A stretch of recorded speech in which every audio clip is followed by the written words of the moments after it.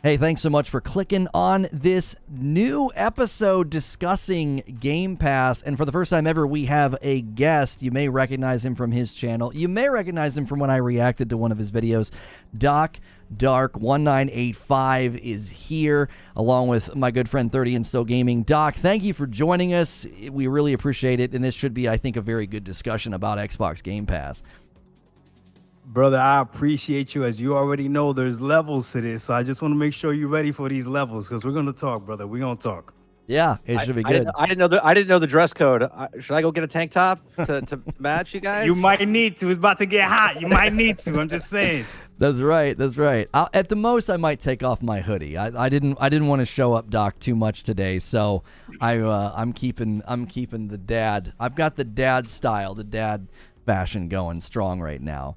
I appreciate that. Yeah.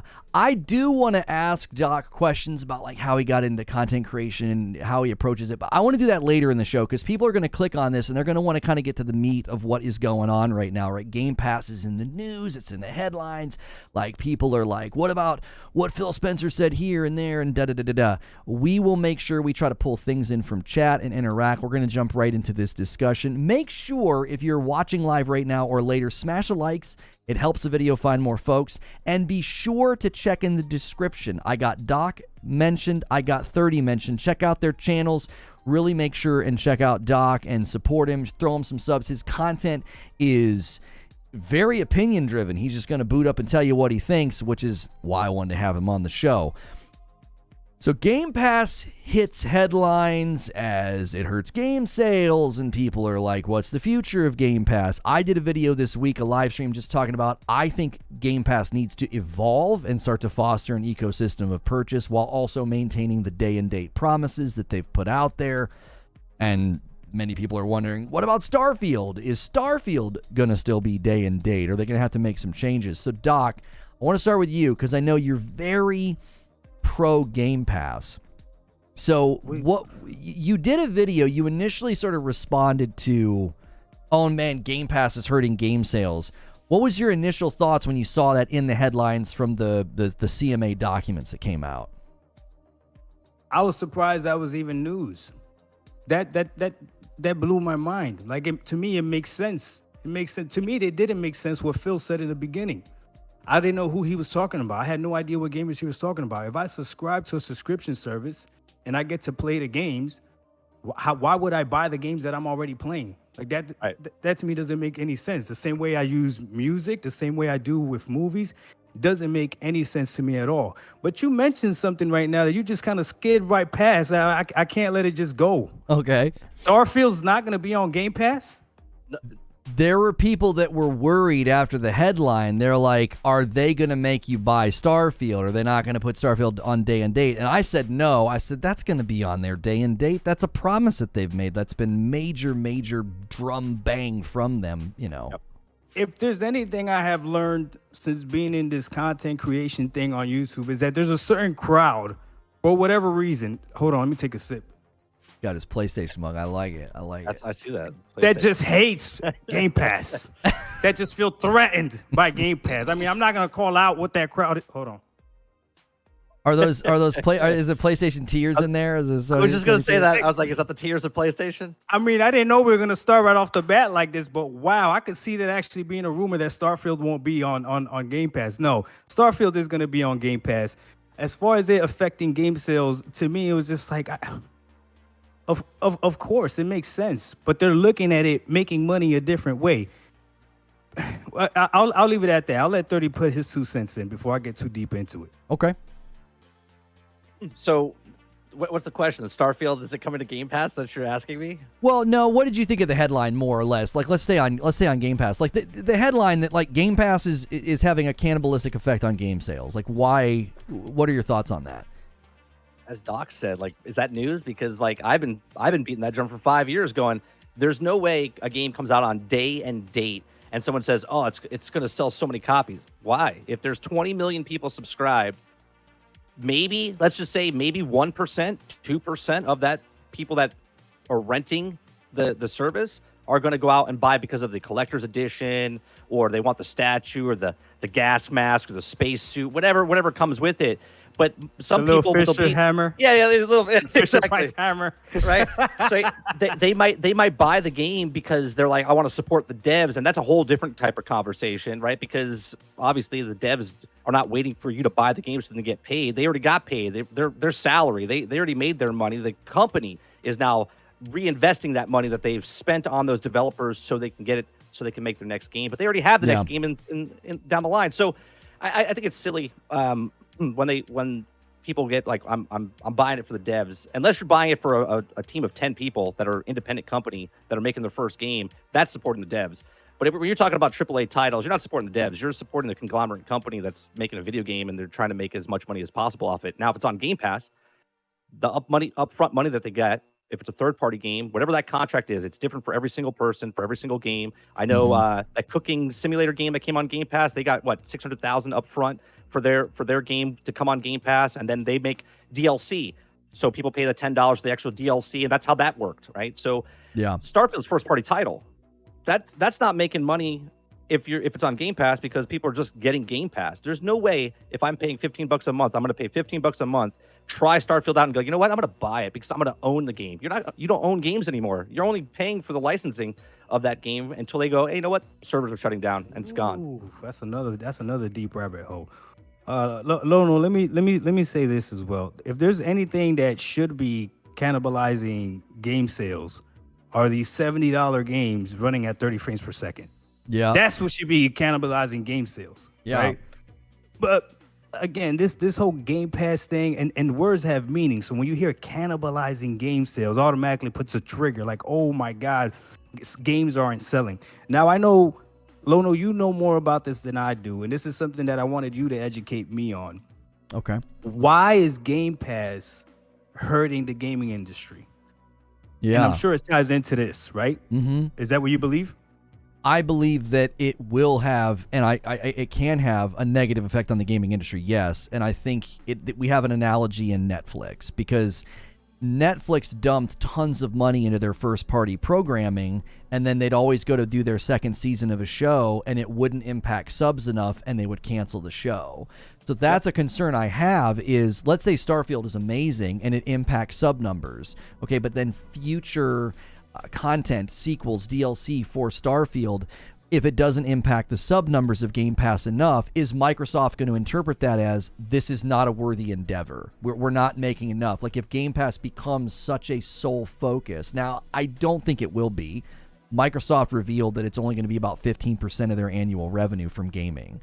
I don't think Game Pass is as central to the plan as a lot of us thought it was. I think it's there, but I think their main focus is publishing and cloud. I think they want to own a ton of property so they can sell it everywhere. They want to take the software approach, and Game Pass is just their like additive to their ecosystem. I thought Game Pass was like the be-all end-all. I thought this is bad for gaming if they become, I always said they want to become the Netflix of gaming. I'm like, I don't know. Netflix seems like a cautionary tale. They're having trouble because they can't keep up. They can't spend enough. So that's why I'm like, can we downplay this a little bit? Like I had ideas this week. Make Game Pass a catalyst for purchase so that it fosters more of that mindset of like we should be buying games and supporting good games instead of playing them on a subservice. Yes, go ahead, 30. Go ahead. I was going to say, here's the thing. People are looking at it, Game Pass wrong, right? Game Pass is not trying to get people there. What computer are you guys using right now? What operating system are you using right now? Oh, yeah. Right? I'm using Windows. Yeah. Windows, right? They didn't make a computer. They made the software for the thing. Well, they're trying to make that software for games. So when you put on your television set, the Game Pass app is there, right? On your smart TV, it's on your phone, it's on your, wherever you go, the Game Pass app will be on your smart TV, on your mobile phone, on your Xbox, wherever it is. They don't care where it's put. They want to be the Netflix. They want to be the operating system for games. You think of games, you want to play games, turn on Xbox, you turn on Game Pass. That's what it is. That's what they're trying to do. I agree. So Lono, you said something that goes with my little freaking what's it called, with my my slogan that there's levels to this. A long time ago, Phil said that they weren't competing with Sony and Nintendo. They said they were competing with Google and Amazon, right? And I remember I even made a video about it. like you're disrespecting Sony and Nintendo. Like those are the gaming companies that you should be competing against. But again, at that time, I didn't see. Again, there's levels to this, right? Very recently, I found out that Google Stadia apparently only like 5% of the market share when it comes to cloud, and that xCloud has 60 to 70%. That's what they want. They want to get into cloud gaming. So like 30 said, they could be in everything. So I agree with what you both are saying. It's almost as if Game Pass was the Trojan horse and xCloud is the main thing behind it. But they were smart enough to know that us as consumers weren't ready for a full cloud development or whatever. The same way, you guys remember when people talk trash about Xbox, when it was like Xbox TV. These consoles are entertainment systems. Yep. I'm willing to bet most people use these consoles not just for gaming, but for Netflix, Hulu, YouTube, all that stuff, right? So the same thing that they crushed Microsoft for doing in advance, being able to use your console for TV. Now all of these things have it, to the point that the Nintendo Switch not having YouTube and Netflix became a problem. Yeah. And it's like, wait, I thought these were gaming consoles, right? So I agree with you, man. And even though it pains me to say that, I agree with you. Xbox is looking at a bigger picture. They want more quantity of people, not necessarily the quality of gamers. And that's why I made that one video that I know you disagree with, but we'll talk about that here in a little bit. Oh, yeah. Here's like the Trojan horse type of thing you're talking about, right? When Xbox was out many years ago, before Phil Spencer got there, they're like, hey, we're going to make a cable box to put inside your living room. And everyone's like, we don't want that, right? Same thing if I came up to you and said, hey, I want you to carry a tracker and a camera on you at all times. Are you going to take that deal? No. But if I sell you a cell phone that you can surf the web, that has a camera, a microphone, a chip, right? And you pay thousands of dollars for that, you're like, man, this is awesome. I'm walking around. That's the exact same thing. Instead of them saying it out loud, hey, we got this entertainment system that you're going to put in your living room, right? Now they're just like, no, it's just a gaming box. But like you said, Ark, it's got Netflix, it's got YouTube, because television's the past, right? That's the old school media. Now the new school is YouTube, Netflix, streaming services, on-demand type of stuff that you can just rent, download the movies on your Xbox. They've got it. They got the cable box in front of you right now. It's just not the old school cable box. I want to circle back to Game Pass with respect to why is this news? Why is this news? Because Eugene put this in chat, and I do tend to agree with him that the reason this was making headlines is because it did seem contrary to what we were being told. You know, Phil made his statement in 2018, which at the time I think he might have been speaking factually, because that is right when Game Pass lands. It lands in 2018. And Forza Horizon 4, he said they were seeing more sales. Like Game Pass was actually helping it. Because people were playing it on Game Pass, word of mouth spreads, people were buying it. But I kind of agreed with Doc. I was like, who's going to look at Game Pass for $10 and Forza for $60 and not just be like, I'll grab Game Pass and I'll keep it for a month, right? I think that's one of the dilemmas facing Game Pass is you can literally snag it for a month and play a full price game and save tons of money. So I think between 2018 and now, I actually think it had an effect on game sales that they were probably not anticipating. If Phil's walking out into the public and saying, oh no, it's increasing sales, yeah, more people are buying from a game being on Game Pass, even though it didn't make sense at the time to anybody kind of analyzing the statement, like why would somebody spend more money than the cost of the subscription? It doesn't make much sense. If that is the case, I outlined a bunch of things the other day, and I want to know what Doc thinks, because as somebody who is super pro Game Pass, I was saying they could foster an ecosystem of purchase by saying, listen, if you're on Game Pass, we're going to give you more than a discount on a game if you buy it. We're going to let you play the game a week or two ahead of everybody else if you buy it, using essentially like FOMO, fear of missing out, to say, sure, you can play the game day and date when it releases, but as a Game Pass subscriber, you can get early access if you buy the game. They're kind of already doing this because if you buy Redfall Deluxe Edition, you get in like 72 hours early. So you can wait and play it on Game Pass, or you can buy the game and jump in line. They did the same thing with Hogwarts, but Hogwarts wasn't on Game Pass. But early access for Deluxe Edition's already a thing. What if they made that endemic to Game Pass as well? I was actually going to ask you how would they do that, but that's a good idea. That would be a way to foster it, because you already get discounts for if you have Game Pass. If you're going to buy a game, there's already a discount for a lot of those games on there. But to be able to play it early, That'll work, because didn't people buy Forza Horizon 5 early Yes, just to be able to play it early, even though they knew it was coming to Game Pass day and date? that's right. Wow, that's actually a great idea. But what if they don't? I know this is gonna sound bad, but what if they don't care about the game sales? See, that's What the if they question care we more don't about know. the Yeah, subscription? yeah. They don't. That's Right? the question we don't know, and this is my big conundrum. You buy Bethesda for how much they buy Bethesda for, and production costs of Starfield's got to be very high, right? I can't see the subscriptions being enough, because that's what Netflix ran into. They had to dump so much money into first party. If the only way you're making money is through subscriptions, that starts to plateau and level off. I mean, Phil said, I believe, or he either said it or, yeah, he said it in an interview, they already feel Game Pass has plateaued on console. They've gotten about as many subscribers as they're going to get. They see untapped potential on PC. So I'm like, if you don't get a big, huge meteoric rise in subscribers, how are you going to fund projects like Elder Scrolls 6 and all these other games that they're going to be wanting to make? A new Gears game, right? Hellblade 2. I don't know. I'm like, where's the money coming from? Because Mo is saying in chat $300 million a month. Yeah, that's great, but every game has its own ROI that they want to see. Every game needs to get an investment return.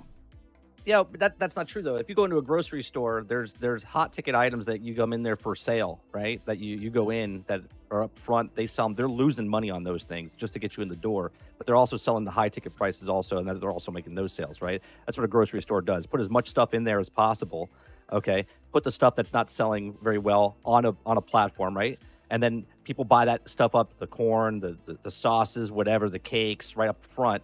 And then you're like, oh, while I'm here, I'm gonna also pick up something else. That's what Game Pass is, right? You walk into Game Pass and you have these independent games. You have all these little small titles, old titles, right? That you're like, oh, I'll pick that up, and you'll play a little bit.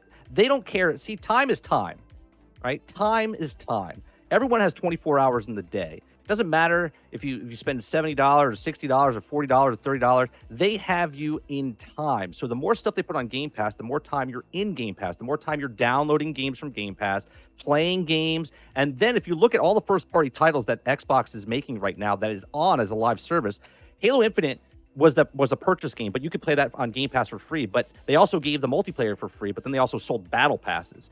Forza Horizon 4, Forza Horizon 5, selling season passes, battle passes, extra skins and cars. Sea of Thieves, you can play it for free, but you also have all the cosmetics. Every first-party title game that they were developing has some sort of fee if you want to keep playing, of cosmetics only, and they keep playing. And 20% make 80% of the profits across the board, no matter who's playing what game. 20% makes 80% of the value for that game, for that service. And real quick, before you go, Doc, 300 million is exactly correct, right? Think about $300 million. That is a price of a game that could be in development for 6 to 8 years. A game like Grand Theft Auto 4 or 5 that cost $250 million to make. And that's been relevant for 8 years, okay? And they made a ton of money off that. They're making that amount of money to support a studio like Rockstar every single month, okay? $3.6 billion or whatever it is for the year, based on just 30 people or 30 million people or 25 million people that are playing for Game Pass. You're muted. You're muted. Yeah, oh, no, he's good. He's good.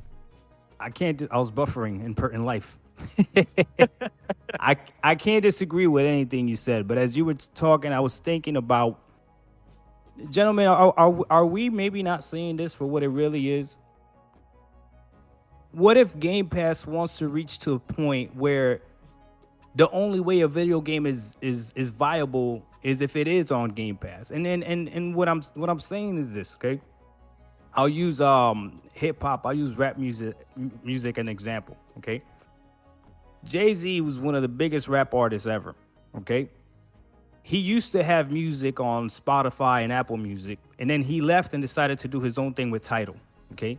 He thought he was bigger than music himself. He was not bigger than Spotify, not bigger than Pandora, not bigger than Apple Music. A lot of people did go to Tidal and follow him, right? But a lot of people just stayed with the service that they were already on, that they were already paying for. Like, okay, I guess I'm not listening to Jay-Z anymore. It's okay.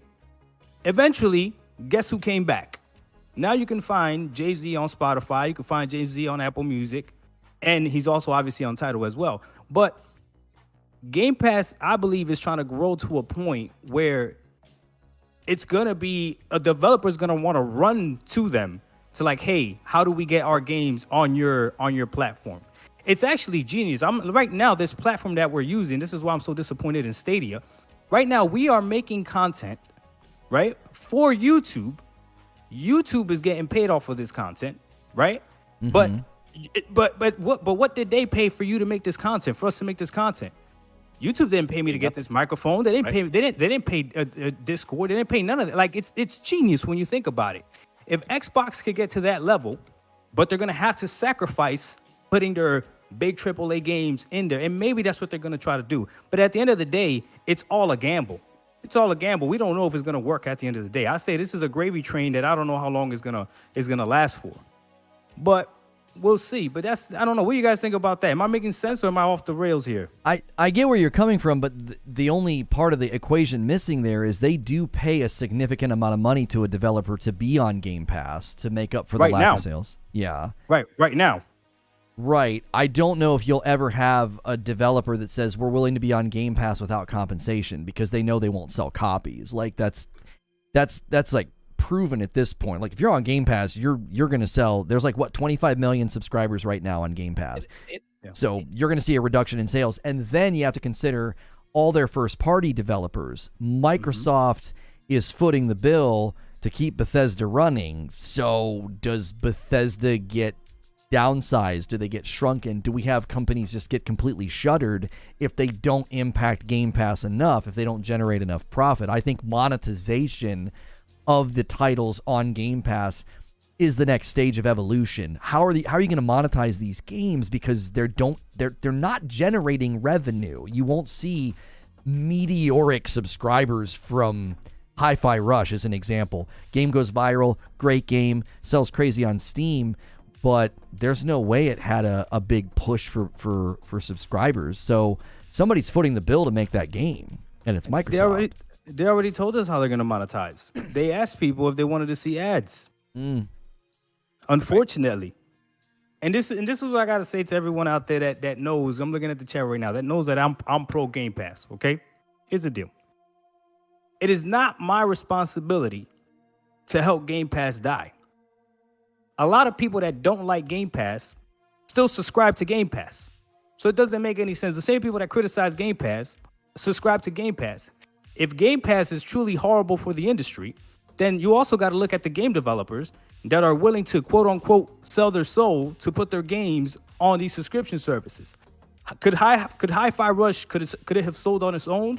I don't know. You tell me. Because Plague Cell Requiem, that game could have sold on its own? I don't know. You tell me. This Atomic Heart, could that have sold on its own? I don't know. You tell me, right? But again, these developers are literally looking at us, the gamers, and are literally telling us, either one, we don't trust that you're going to buy our games, or you're even going to try our games, so we have to put it on this. And I understand where the game developers are coming from as well, because I'll be honest, before Game Pass, I wasn't trying any other games. I would have never tried Hi-Fi Rush. I wouldn't even spent my money on it. Not even a thought. All I would have played are first-person shooters, third-party, the third-person over-the-shoulder game, and that one game where the dude can't jump, but he's a god. That's it. That's the only thing I would have been playing, right? But because of Game Pass, I'm willing to try so many more things. And the other thing people don't understand is Game Pass is not going for gamers like you, the gamers that have been gaming for a while and have been loyal for this. They're going for gamers like me, the gamers that are really budget oriented. Because before Game Pass, no game was getting my money anyways. I was going to GameStop. I was buying used games, so the publisher wasn't getting my money any game.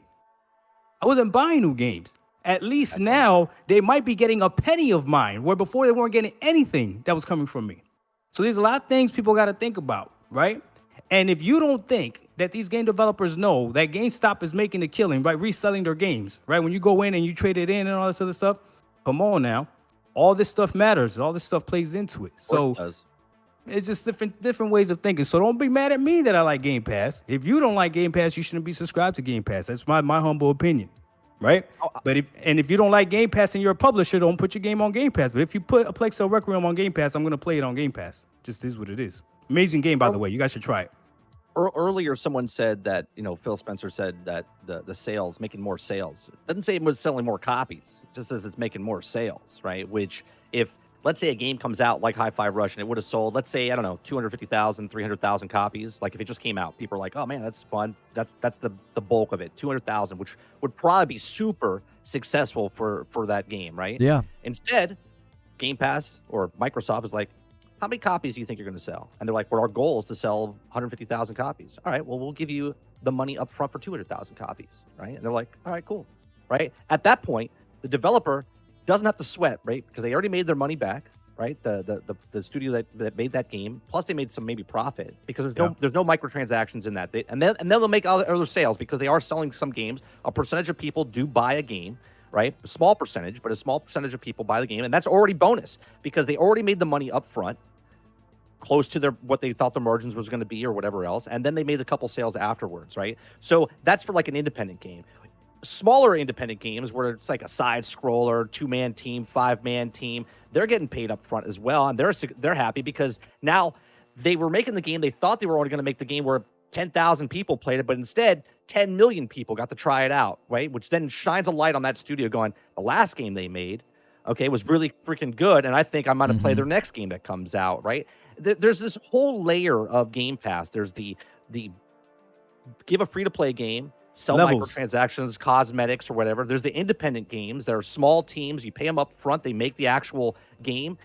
Then they move on to their next game. They move on. Then there's the AAA games. This is where it comes down to a little weird where, like, actually, I think Outriders would be like a AA game, right? Where that game comes out and they didn't make money, right? They were hoping that the game would be successful enough where they could come out with the DLC and a big percentage of people would come back and play the DLC. Now, they did make money, but they probably didn't make all the money they thought they were going to make. Now, if you put Hogwarts Legacy or Starfield's a first-party title, Hogwarts Legacy is a third-party title.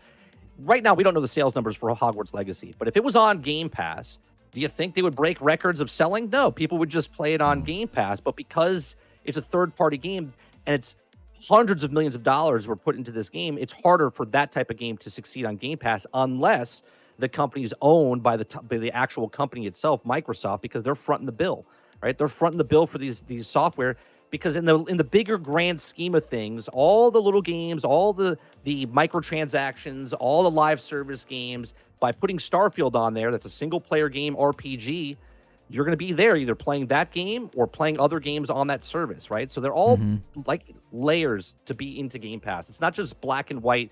They're making money, losing money, but look, Game Pass is fantastic for consumers. Fantastic. But in the long run, quality games are going to go down because they can't keep footing the bill of $3 million up front for a game to come out and it sells nothing because there's no microtransactions or nothing to make it on the back end. The thing that I'd love to go back and watch that segment of Doc talking and then 30 talking and get a little counter in the corner for how many times you guys said the word try. That word showed up so many times. Try the game, try the game, try the game. I tried more games than I ever would. I think this is where Microsoft made a giant mistake. Xbox Arcade. If you remember Xbox Arcade, you could do demos of games all of the time. My wife and I would do it. It would be Friday night. We would download a bunch of games. We would try them. And then you get to the end and it would say, did you like this? Yeah? Then buy it. And we bought a handful of games because of that. And if Game Pass would have pushed that further and said, try before you buy. That's the theme of Game Pass. If all of those games that you see in there every month, that newly added game list was all this, you can try it before you buy it, that's a great value to the consumer, but it also maintains the ecosystem of purchasing a game that you enjoyed without disrupting the idea that I get to try a game I never would have tried. Like, you never touched Hi-Fi Rush if you just had to buy it, but if you could try it, and you play it for an hour, you're like, that game was kind of hot. I want to finish it. Now you've got sunk cost fallacy in your brain. I've already played it. I want to keep going. This is where I think Game Pass could capitalize even more on fostering a purchase ecosystem. They could say, hey, Sony's charging you a premium for trials. You got to be on PS Plus Premium to get game trials. Like, they'll let you play Horizon Forbidden West for 5 hours. And then and then you're probably going to buy it because you played it for 5 hours. I think that's what they should have done. Like this idea of here's the full game. It's crazy to me. It's almost too much value. It seems like a deal that's too good to be true. And I want Doc to react to what I'm saying because out of the recent documents about the hurting sales, Microsoft admits that most Xbox users see Game Pass as the sole method of accessing video games, and they only consider purchasing a game if it doesn't launch on the service. So they've already fostered a community of people like, why would I buy a game? I think that's a short road. They've got to start to foster this idea of purchasing games has value. There's a reason to do it. I don't know if they have to do that though. Like why there's every other entertainment medium has moved away from that. I don't remember the last album I bought. Once I subscribe to Apple Music, like, and all the albums are there, then it is what it is. And if there's an album that doesn't go onto Apple Music, like some of these independent artists, they like make music and you got to buy it from their website, unless I really, really, really, really like it, I'm not really buying it either. So, but they figured out a way, again, they figured out a way to make money off of it, right? They've obviously they figured out a way. So like when an artist says I've sold Diamond, it doesn't mean anything nowadays. It's how many streams do you have? How many people downloaded your music, or just how many people listened to your music, streamed your music or whatever, right? I think that's the model that Xbox is trying to take. And that's why the only way it's going to work is if they could be on everything. That's why they're trying to be on TVs, on phones. And to your point, Lono, cloud gaming is the best way to do it because you can't download a game on a phone, right? Like Halo Infinite, but you can play Halo Infinite on a phone, right? So again, I think right now, because it's Microsoft, they have the ability and they have the money to potentially lose all this money up front with the vision of what it could be in the future. What I don't know is, and you gentlemen are going to have to explain this to me because I really don't know, how much is this actually going to affect, like you guys said, the quality of these games? And that's why I made that video. I think Microsoft is okay if you subscribe to Game Pass with games like Hi-Fi Rush versus games like, I don't know, Horizon Forbidden West or something like that. You know what I mean? I think they're okay with that. That's why I don't have a lot of trust, and people are not going to like this. I don't have a lot of trust in Starfield. I really don't. Redfall to me just looks like a good game. It doesn't look to me like a blowing out of, it's gonna blow the gaming world out of his pants, whatever. Like I think Game Pass is you guys are not gonna like this. McDonald's still makes a lot of money. But I think we all agree Five Guys Burgers makes better burgers. Right? Does that make sense? But sure. in your analogy, though, McDonald's makes more money on real estate than they do on actual burgers. So, okay, that's a good point. But where's McDonald's? And what I'm saying, McDonald's is everywhere, on every corner. Correct, and that's my point earlier. Xbox Game Pass wants to be everywhere, right? On every corner. They want to be that virtual real estate, no matter where you are, what you're thinking of. You're thinking of, oh, this game, is it on Game Pass? Right? That's it. The virtual.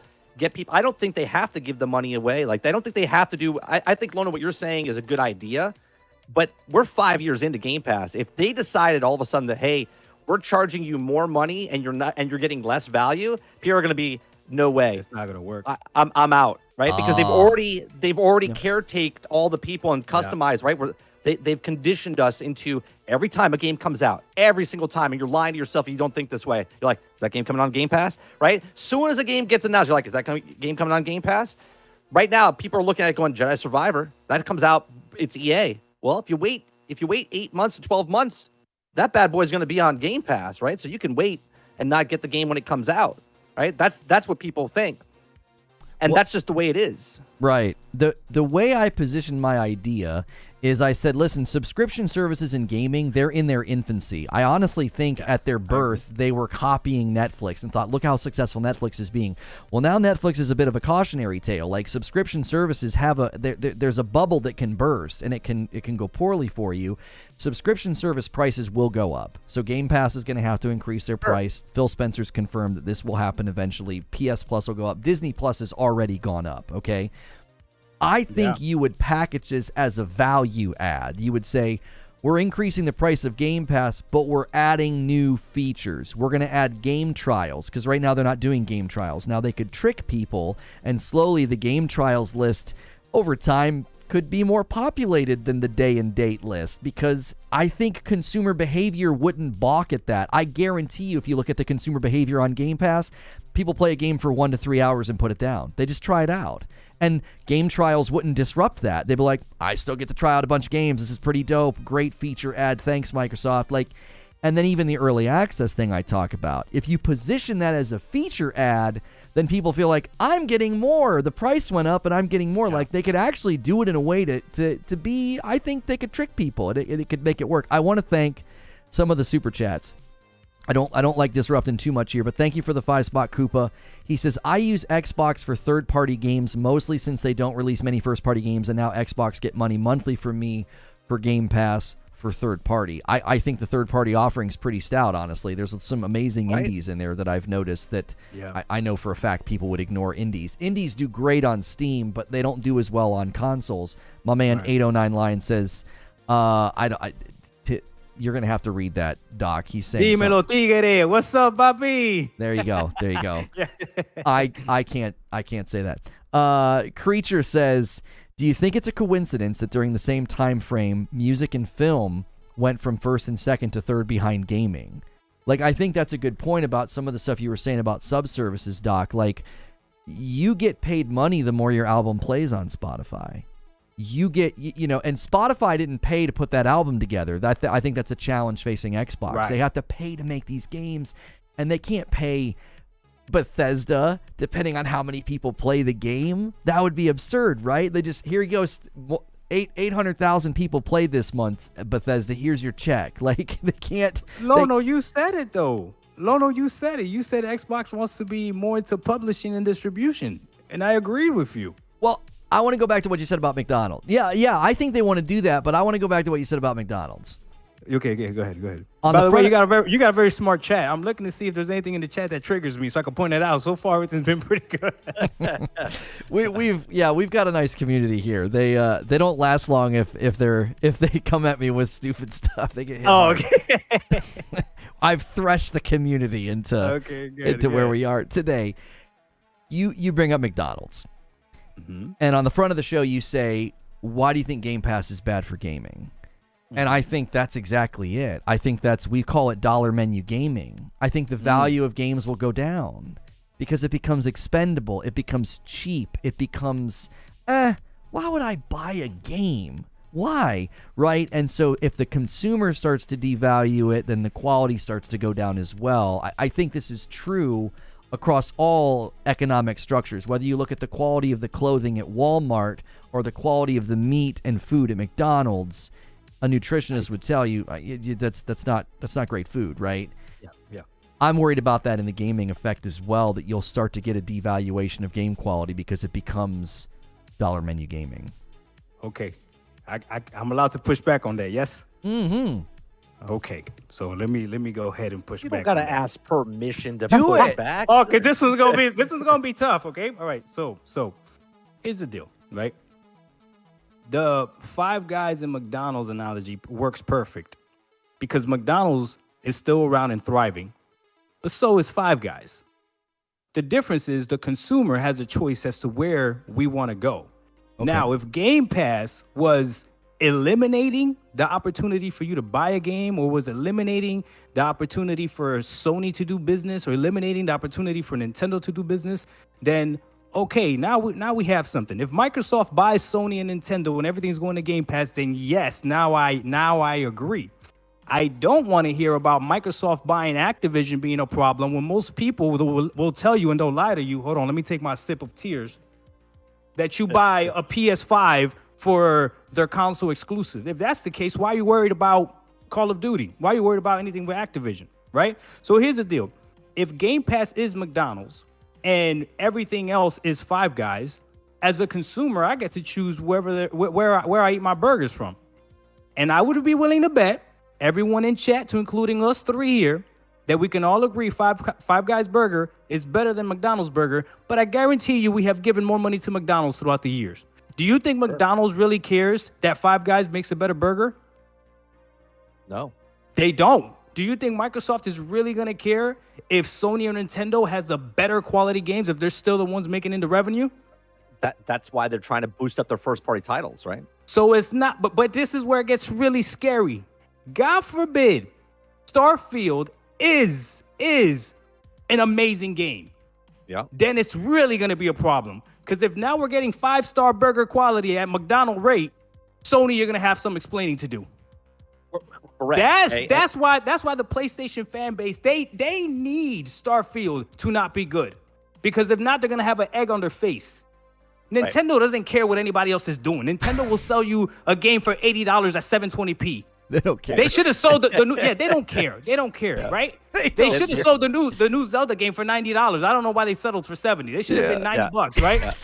It's right. Like, right. You know, Nintendo sitting there talking about Gotham Knights, $70. You know, they're losing their minds. They're like, how did they let this happen, right?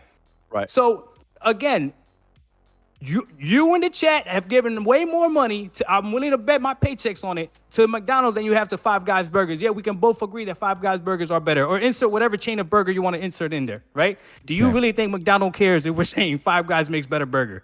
Okay. McDonald's is like, okay, cool. Thank you. Does that make sense? I've got a swing back. Go, Mike. I was just going to say, Game Pass is not about quality. It's about time. That's it. If you're playing games, if it's an independent game or AAA game, you're spending time on Game Pass means you're not spending time playing a PC or playing on PlayStation, right? Time is time. Facts. Right? So it doesn't matter how good quality it is. If you're done with one crappy-ass game, you move to the next crappy-ass game, that's still 2 hours here, 5 hours here, 10 hours there, and you just keep going down the rabbit hole because you're not paying for it, right?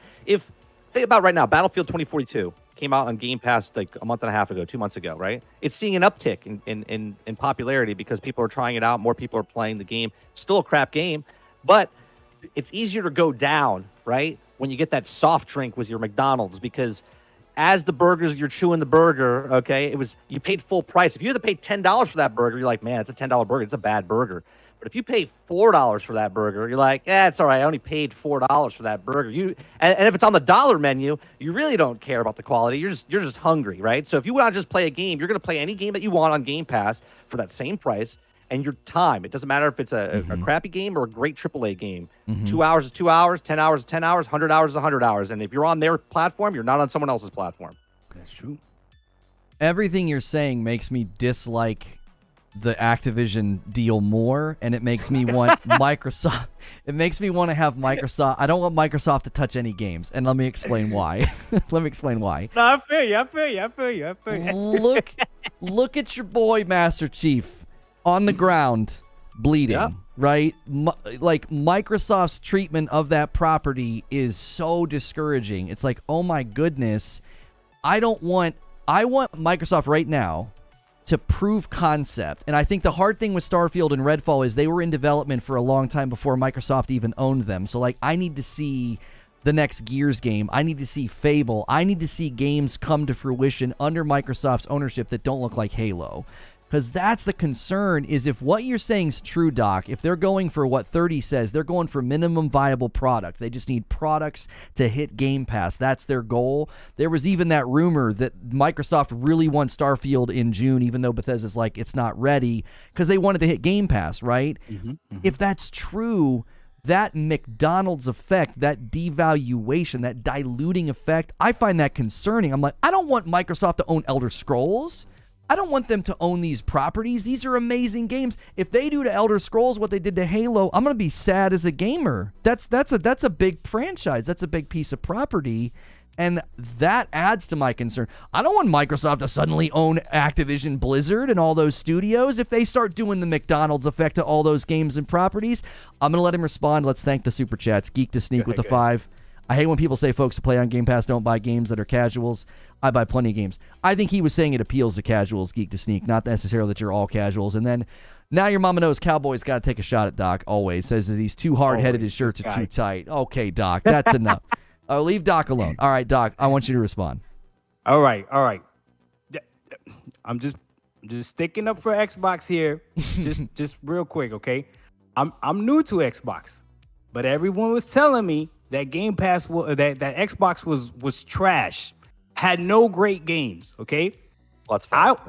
Okay, right. All right. I know it's false, but that's definitely a narrative. It's been a narrative since before this generation. Xbox has no games. That's a narrative. That's a real narrative, right? I get on Game Pass. I start building my community, and people are telling me, Doc, you need to play this game. You need to play that game. Games from the Xbox One generation, okay? Not these new games, from the Xbox One generation. Games that when I was done playing them, like Sunset Overdrive, right? That was like, damn, that's a good game. Quantum Break. I enjoyed Quantum Break. Man, that's a good game. All the Gears. I didn't have a problem with any of the Gears. I liked all the Gears.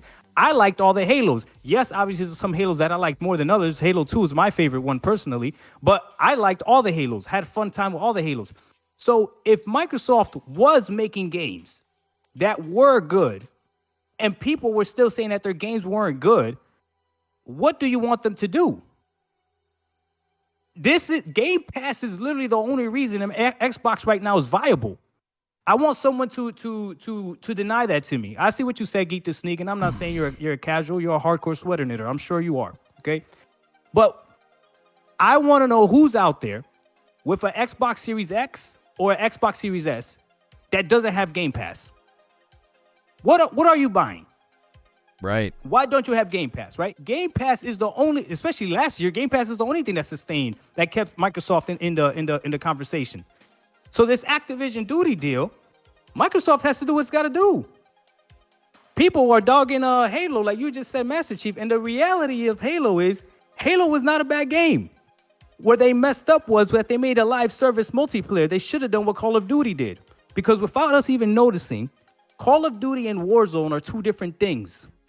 You have Warzone, which is the free-to-play. When people rate Call of Duty Modern Warfare 2, you're not talking about Warzone. You're rating just that game. They should have separated the free-to-play version of Halo if they wanted to do that, and just left Halo the campaign by itself if they wanted to do that. And if they would have done that, Halo would have gotten better ratings because Halo is not a bad game at all. But that's a whole different story for a whole other topic. The main point is everyone was saying Microsoft wasn't doing good in gaming anyways. They had to do something different. They had to. So they switched to this version. I like when people say Microsoft is not doing Game Pass because they wanted to. They're doing Game Pass because they had to. Yes, I agree. But I'm the one benefiting from it. So again, I don't know. What do you want us to do? If you don't want the quality to go down in gaming, then you guys got to go out there and buy all these games that are good quality. But that's not Microsoft's fault that these $70 games are not worth it. Forspoken is not a bad game. It's just not worth $70. Oh, yeah, I agree with that. Right? Forspoken is not a bad game. It's just not worth $70. That's the issue. I think going back to real quick, you're saying that Halo was a good game, and the problem with the people that had for Halo is when it came out, one, it was a year delayed, and when it came out, it was still missing a bunch of features, regardless of the multiplayer and how good the campaign was, right? They cut, what was it, 1/3 or 2/3 of the map, and Forge wasn't in the game, co-op wasn't in the game. So when people look at that and go, well, that's an incomplete game because it's all those things were in every other Halo game at launch, basically, except for co-op in 5 and in the Master Chief collection type of thing, right? That came a couple months afterwards. But that's the issue I think people have with Halo, right? And that is one of the reasons I think a lot of people think when games come onto Game Pass, it doesn't matter if it's on Game Pass, if it's broke, buggy, unfinished, and then it gets fixed over the next 6, 8, 12 months, right? And people look at it, again, it goes down easier if you paid $120 for Battlefield 2042 when it came out and it was a broken, buggy mess, and then now you play it for free, you didn't pay any money for it, you're like, wow, I don't know what everyone's bitching about. This game's actually really good, right? And someone that paid $120 goes, well, I paid $120 up front and I waited a year and a half and the game is now good. You see what I'm saying? So that's the problem that people have when the quality comes out on Game Pass. They technically, if Starfield comes out, and if it's finished or not, it doesn't matter because if you're not buying the game straight up, then you really have nothing to bitch about because you only paid $10 or you only paid $15 a month. And there's plenty of other games that you can play on Game Pass if that one game is not suiting you. Right? See, that's what scares Lono though. That mentality, the fact that it's $15 a month, they're allowed to put trash in it. But that's the problem though, because if we're talking honestly, we can't say that Game Pass is full of trash. No, A Plague Tale Requiem was amazing. Hi-Fi Rush is a great game. Like these games are good. Halo Infinite was a good game. At least give it a good. If you don't want to give it a great, at least give it a good. Forza Horizon 5, everyone was playing that when that came out. So Psychonauts, right? Like what are we talking about? And it's not just about first party games, it's about them getting third party games in there as well. Right. So I mean, it's a little bit disingenuous when people try to act like Game Pass doesn't have good games. And if you want to talk about AAA and AA game, half of the people playing these games don't even know. Listen, I consider myself a casual gamer for whatever it's worth, right? But I've never played a game and said, well, let me see, is it a AAA game or a AA game? That's going to determine whether or not I play it. Never. People don't do that. People are lying but the problem is, it was Xbox has no games, then that didn't work. Then it became Xbox has no first-party games. Then that didn't work. Then Xbox has no first-party AAA games. That didn't work. Xbox has no first-party AAA games that are over 80% on Metacritic. That didn't work. So it's like every single narrative is getting destroyed, and these games, whether we like it or not, are going into Game Pass. If I mention someone that I got to play a Plexo Requiem on Game Pass, the first thing they say to me is, that's not an exclusive. It doesn't matter to me whether it's an exclusive or not. Right. Like I don't enjoy a game more just because you can't play it. Does that make sense? Yeah. I want to respond. I also want to thank Uncle Liberty. I'm sorry, I keep going on the rant. I'm sorry. That's why I had you on the show. I just get to sit here. This is excellent. Uncle Liberty with the $10 says Microsoft could be trying to take PlayStation customers away. If you can pay $10 a month to play all the hit titles instead of $70, people could be more inclined to be an Xbox fanboy. Microsoft admitted in a document they don't feel they can get PlayStation customers to switch sides. Like that loyalty is pretty entrenched. I also think Microsoft struggles in the Asian market a little bit, and that's where Sony tends to dominate. So I think that's a challenge. One of the things that got referenced in chat was Days Gone launched on PlayStation and had a lot of bugs. And so it was not as commercially received as it should have been, and then it got patched and fixed. When it landed on PS Plus, it had this surge of praise and popularity. It had a player surge. People were like, this game's amazing. Why did everybody give it bad scores? And it's like, well, yeah, because it launched and had bugs. It's a tale as old as time, right? A game launches and it's not frickin' ready. So people were playing it and praising it, and the guy that worked on it said, if you like the game, buy the effing game. He was obviously annoyed to be like, oh, the game's doing great now, but no one's buying it, okay? And I don't think you can put that genie back in the bottle, right? Like, people are looking at this and saying, I don't have to buy a game, therefore the whole $70 dispute, right? Like, is it worth $70? Is it not? That's not even entering in the equation. Like, as Doc talks and says, he's a casual gamer. This is how he engages with Game Pass. That's plenty of people. They're like, why on earth would I ever buy a game? And the minute that mind switches and that mind frame switches, that's my concern, is the trajectory from 2018 to now that leads Microsoft to say Game Pass has had an effect on game sales that has had it go down to the point that even Activision told Microsoft, we don't want to be on Game Pass. Like, Activision fought them on that, and they're like, no, we don't want to be on Game Pass. It's going to hurt our sales, and you can't write a check big enough to put one of our games on Game Pass. Activision titles are, tend to be very large. So like, no, our games sell on their own merits. So if Activision's willing to say, no, we don't want to be over there. We like to sell games. I think the future for Game Pass is either smaller studios, smaller titles, that upfront money is almost just irresistible because it's just that's security, right? I also think it's so good for games that are monetized intelligently, because if you can fill your funnel with players and then they're buying battle passes and skins, that's a moneymaker right there. The big question mark for me, what is Microsoft going to do with their first party titles? Especially the Halo story and what's coming out from X343 employees and stuff. I'm just like, I think Microsoft has to change their mindset about the 18-month contracts. They got to change their mind about how they let these games operate and come to fruition, because I don't want to see Bethesda taken through the same ringer that 343 was taken through. That to me is where I look and see the deterioration effect is already happening, and it's happening like with your heart and soul in Halo. Damn, Lono, you make sense, man. I hear you. Trust me, I hear you. And 30, I hear you too. 30, you're more a little bit on my side, but this is the one thing you guys got to understand. Microsoft is willing to lose you. Microsoft is willing to lose you, Lono, to gain 5 of me. Mm-hmm. Sure. It is what it is. They're willing to lose the gamer that will never go away from an actual console to get 2 or 3 gamers that'll play their game subpar ping on a cloud service on their TV. They're willing to do that. Mm-hmm. It's a gamble that they're taking, but they're willing to do that. And we won't know if this will work until it's done, right? And whether it's Microsoft doing it or Sony doing it, both these companies have already lied to us with false marketing or just the illusion of false marketing, whatever the case may be. Like I know today that I fully believe I will never be able to see the full power of my Xbox Series X. I just don't see how that logically works when I know they got to make games that have to work on DS. To me, I just don't know how that logically works. Now, people are going to tell me you just scale down the resolution. We've already seen that doesn't typically work. That's right. You know what I mean? So the lie has already been there, but they already got me into the ecosystem.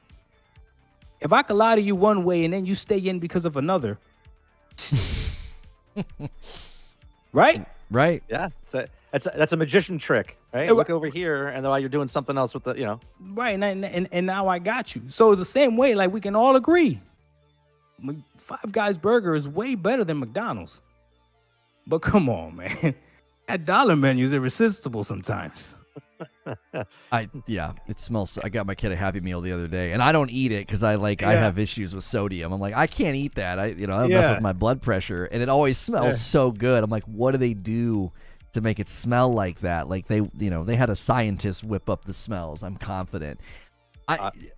On the subject of the Series S, I get a lot of hate on that. I tell people, I'm like, the Series S is a problem. It sold more than the X, and I have continued to say, I think that's the real reason for the Starfield delay. Because if you look at that game and the draw distance and the size of the planets and stuff, I'm like, how is that going to run well on the Series S? I don't see it, because so many games go over to the S and they just struggle. Like they're running 1080 resolution dynamic, which means you're not even maintaining 1080. That's like an old gen res. Yeah. And then it's dipping down. Maybe it can't even maintain 60. I get a lot of hate on that. Like I bang on the Series S. I know from my own channel, you can't talk too much about the Series S. Don't do it, Lono. I'm here to get subs. Don't you do that to me. I love the Series S. It's great. Series S is fantastic. Yeah, I love the Series S. Yes. It's the next gen console for only $300. How did they make that happen? real quick though, the Series S. A lot of people give it crap, but how many gamers are gaming now compared to 10 years ago? Right, we're an exponential number of more gamers, and they're not hardcore gamers. They're not people that care about frames per second. They're not people that care about quality. They're just like a gaming system. If I have $300, right, $300 gets me a system and Game Pass for the year. Where if I have $500, I can get just the system at PlayStation, right? I got to buy the system, and then I got to get the PlayStation Plus, whatever. But it's still an extra $200 that you're spending, or $150 on that, right? So like that's the issue, right? The issue, or $250. That's the issue, where it's the lower price, and a lot of people that are buying the S's don't care. Like, for instance, my son has it. I bought an S for him because I didn't want to keep buying discs. Okay. And Game Pass is a beautiful thing if you're a dad or a mom that has a kid that wants to play all these games. They're like, they see something like, I want that. You're like, go ahead, download it. Right? As long as you hit the age requirement, it doesn't matter. Go ahead and download it and play it and have a blast. He downloads games and deletes games left and right, right? If I had to buy every single one of those games, okay, or worry about where he's downloading stuff, right? I'd be broke. I'd be working at McDonald's, okay, to try to keep my son's gaming habit going. You know what I mean? So it's a perfect system for the people that are not us, right? The people that are in the chat right now, us three, we know about the frames per second, the quality, and the graphics and all the stuff, because we've been gaming for so many years. But the new kids coming up, they don't care about that stuff. Damn. Unless you. That's so true. Hey guys, we gotta stop the podcast. 30 just said it. Lono, 30 just said it. We're old. We don't matter. We do. Oh, we matter. That's facts. No, we're old. We don't matter. Average My age. kids have never bought a movie. My kids have never bought an album. My kids don't know what it is to hold a game case. Yeah. My kid, Well, don't rip this out of context, but your kids don't matter. Don't rip this out of context. Your kids don't matter. I'm off. yeah, My kid Average matters. average age of gamer is like 28 and up. We do matter. It's We're 34. the Yeah, it's consumer. No, Oh, it's 34 stop now? it, stop it. There's a top. Why don't you do that? What's the Yeah, top? the average gamer is 34. Yeah. If you look at the I'm over it. demographics. I'm over it. Here's the thing though. If you look at the demographics, only about 24% of gamers are under the age of 18. As soon as you get over 18, it's like 76% of the gaming populace is over the age of 18. So the kids don't matter right now. Now they will, generationally they will, in 20 years when, we're all too old to play or our parents all start dying off. But no, right now I don't think they matter. That generation's not. They're not making lots of purchases. They're not a causality in the equation right now like we are. That's why we're getting so many remakes because they're trying to get our nostalgia, right? They're trying to get all of us gamers to buy. You remakes. just said it. You just said it. They don't buy anything. They subscribe. It's a subscription culture. And yeah, you don't own anything. You don't own the Yeah, games. yeah, it's a subscription culture. Yeah. That's what my kids are used to. Yeah. No, Yeah. and I think that's definitely an aspect of this. Like, is Microsoft ahead of some 20-year curve that they think is coming? Or are they going to have to adapt? Like, we're already seeing TV sub services. There's a bubble coming because there's too many. You got Disney Plus, you got Hulu, you got Amazon, Paramount Plus, HBO Go, you got Netflix. Like, you got to have them all. And if you buy them all, it's more expensive than cable used to be. Like, it's already folded in on itself to a certain degree. So they're worried about churn and cancel and how do you get people to sign up. And Game Pass is going to have to think about the same thing, right? Well, I can grab it for $10 and I can play Starfield and then I can cancel. Like that's a thing they have to consider. That is coming more. I wonder too if when Phil said what he said in 2018 didn't come to fruition because the consumer is savvy. Consumers are like water. They will take the path of least resistance. They're like $60 preach. or $10, right? And so savvy consumers have responded and they're like, maybe we should change Game Pass a little bit. Like I'm not necessarily anti Game Pass. I'm like, well, I don't think it can stay like this forever. It's gonna have to go through an evolution. I don't like I think PS Plus needs to evolve. It took them 90 days for God of War to hit the trial. I don't think you should be doing that with your first party property. That I know why they did. Demand for Ragnarok was so high. They're like, why would we give people a trial? Buy it. Like this is the big game of the second biggest game of the year last year. So. Yeah. I know why they did it, but I think even PS Plus has to evolve and make changes because if not, I just think you'll stagnate and you won't get new subscribers and you won't keep people. You'll just be a churn and burn funnel of people trying to get games for dirt cheap. Yeah, going back to the S real fast though, right? Like it's not about the average gamer though that's playing games. We're talking about the people that are informed. Someone said it in chat and I tried to scroll back up to see it. I forget who it was. I think it was Patrick or something. It's about the people that are informed. It's like people that, when you go to back in the day, I don't know if people still go to Best Buy. Back in my day, we used to go to Best Buy and you would look at television sets, right? And you would see the 720p and then when they came out with the 1080p, right? And people would look at it and go, wait, am I looking at a blurry television? Because they would show you the 720p next to the 1080p and you'd be like, man, that 720p doesn't look as good as the 10, obviously. And then the 1080p doesn't look as good as 2K and 4K and 8K, right? Yeah. Most people don't know. They look at it. They buy that television, 1080p, 2K, 4K. They plug their box in. They don't even have the right cable, and they're like, "Oh yeah, look how beautiful that looks," right? And they're not even running it at the correct, frame rate or 4K or anything. They don't have the right thing. They're like, "Yeah, it's 4K," and you're like, "No, dude, it's not," because the people that know it is and they can see it can tell. The people that have never seen it or educate themselves on that stuff don't know. They just think, "Yeah, I got a 4K TV and I got a 4K box, but I'm not using a 4K cable that runs from that box to the thing." You know what I'm saying? There's so many people that are misinformed. And that's why I'm talking about why people buy the S over the X. One becomes the money. Two becomes the knowledge of what they have they don't know, right? If you've never played a 60 frames per second game, you don't know what you're missing. If you've never played on a 4K TV, you don't know what you're missing, right? That's true.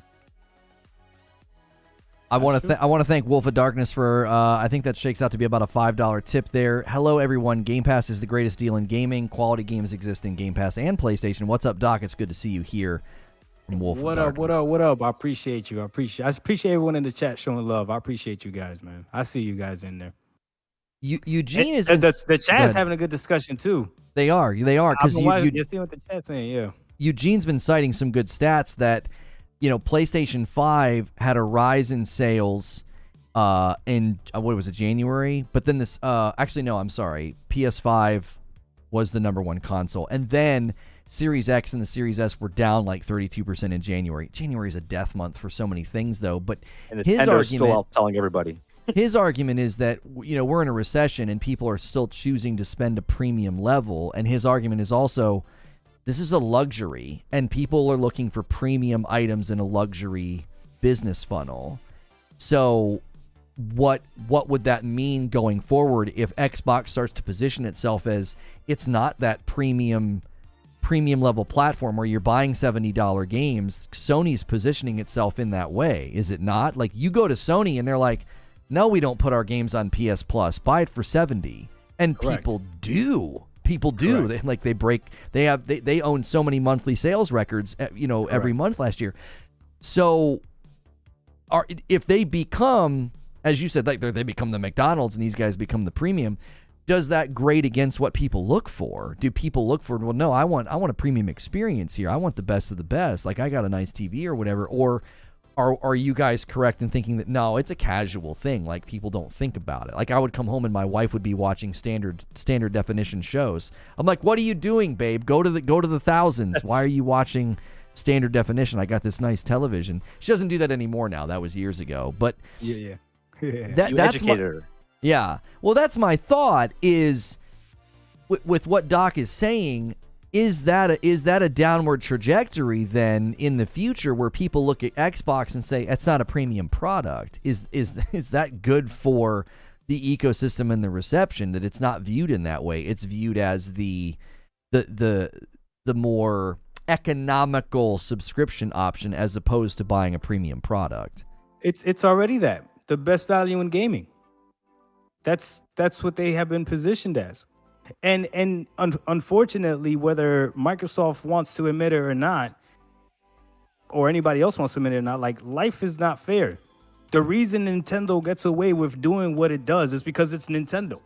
And we could talk all we want, but people are going to buy this Breath of the Wild game or this Zelda game that's going to run at 1080p, right? Maybe 900p, right? Who knows? People are going to buy a Nintendo Switch OLED, right? Which is just the difference is that the screen is OLED, right? People are going to buy, right? Exactly. I myself, we in my family, we've bought 3 Nintendo Switches. Bought a light, a regular one, and an OLED. Yep. And I don't even play Nintendo like that, right? That's because we're all playing Animal Crossing. I know. That's what it is. What? Right. Guys, Nintendo makes Pokemons out of hairbrushes. And people still buy Pokemon. Like, they're just throwing things at, right? But again, life is not fair. Nintendo is just Nintendo. It's the same thing with Sony. Sony did so well during the PS4 era that they have positioned themselves where they are. I compare the Sony PlayStation to an iPhone. People buy iPhones and they'll tell you that it's better than an Android, but they can't tell you why.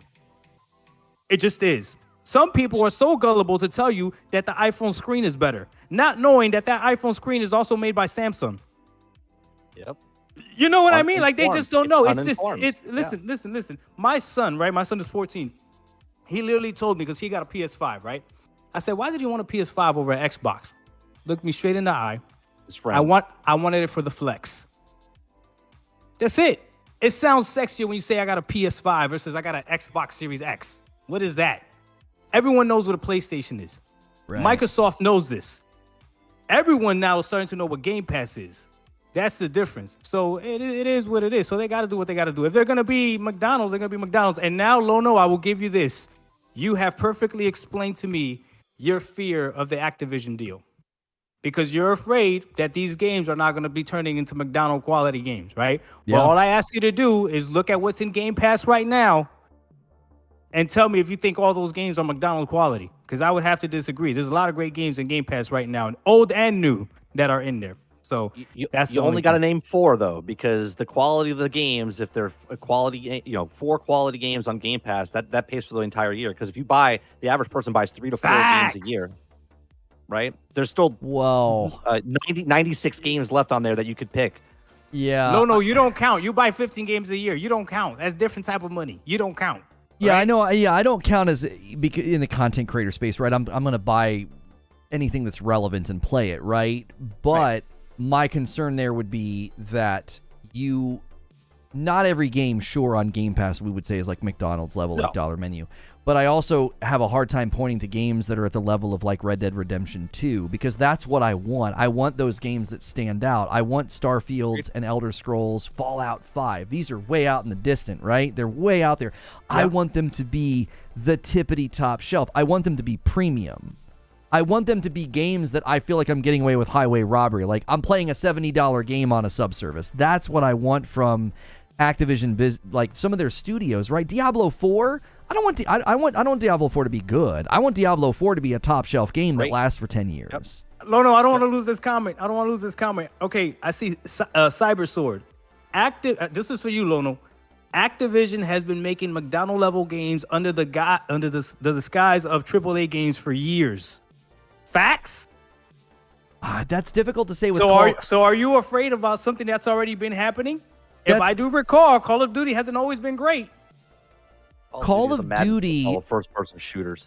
I feel like Call of Duty broke into the Battle Royale scene incredibly well. Like Warzone just absolutely dominated. People have been very happy. Now, I know right now people aren't too happy.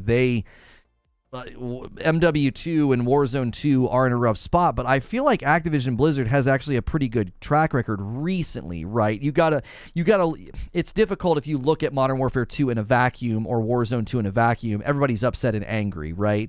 But if you look at what Blizzard was able to do with Diablo 3 over 8 years, probably one of the best examples of endgame content loops for a live service game. So Diablo 3 is almost an archetype for, how to keep a game going, which I really, really hope that influences Diablo 4.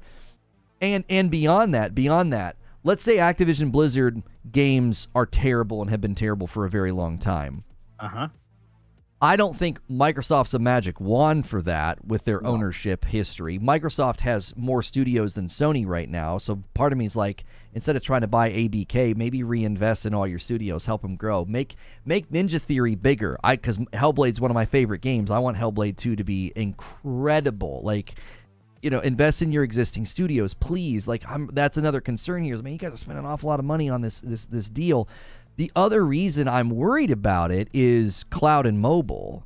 The cloud and mobile industry is prized to be the next big wave, especially mobile. And Microsoft proved they have no problem disrupting the mobile market. They got Fortnite back on Apple devices. They were like, oh yeah, sorry Epic about your luck there. You got kicked out of the Apple store. You don't like that royalty share. We'll get you back on. You can play Fortnite right now through a browser, and Microsoft basically built the system for them. So Microsoft's proven that, like, yeah, we got no problem undercutting existing mobile markets. So mobile companies like Apple, Google is probably looking at their storefront. China Mobile Games are probably thinking the same thing. If Microsoft suddenly owns King Mobile, oh my gosh, they'll rip all those games out of our storefronts and they'll put it on their own storefront through the cloud, and we'll lose all that revenue. Oh, okay. So that's what scares you the most. It's not necessarily Activision. It's as a whole, I feel this deal could be globally disruptive to entire markets of gaming. It's so far reaching. Like Call of Duty and Activision and Game Pass, I feel like that's like a tiny piece of it. This is so big. This is why Nvidia and Google weighed in. They're like, this could be really bad. Microsoft has deep pockets. They're one of the biggest companies in the world, and they're suddenly going to own portions of the global gaming market. But Nintendo was okay with it, right? Nintendo was like, put Call of Duty on. Nintendo's in their own market, though. They're on their own little corner. They have a right. Nintendo it doesn't matter care. what they come out with. They come out with a Mario, a Sonic, a Zelda, a Metroid. They're good. It's a wrap. Yeah. Make a system. Make the characters back on the system. They're good. They have a recipe. A Metroid Prime 4 logo will blow up the internet tomorrow if they drop one. That's it. Just the logo, like they did years ago. Oh my goodness. I just want a sequel to Super Metroid. Like Metroid Dread was a sequel to Metroid Fusion, and it's a different style of Metroid. Like I wanted a sequel to Super Metroid. That's what I want. I don't want Metroid Prime. I don't want sneaky, scary Metroid. I want Super Metroid sequel. Like Ori and the Blind Forest, Ori and the Will of the Wisps, and Hollow Knight. These games exist, and Nintendo is the birth of the term Metroidvania. Like literally, it's from them, and they don't have the best game in the genre. I think that's just a crime as a fan. I love Metroidvanias. Now let me ask you this, Lone. Go ahead. Because I saw somebody say this in the chat earlier. You 230. We haven't even spoken about PC. Where does PC come into this conversation with Game Pass? Or does it even matter? Yeah, that's a good question. I'm going to thank the super chat and let Mike go. He says, I'm undeployed. That still doesn't make me to just sell off my apartment, move to a rental. My owned apartment as AAA games is still better than the move to a rental service. I think there are people that like that. They view Game Pass as like, I don't rent games, I buy games, right? There are people that look down on Game Pass, which is another reason why I said, imagine people that love buying games suddenly Who are being those people? Well, no. There are people on Xbox that say that. They're like, I don't rent games, I buy my games. It's almost like an arrogant thing for them.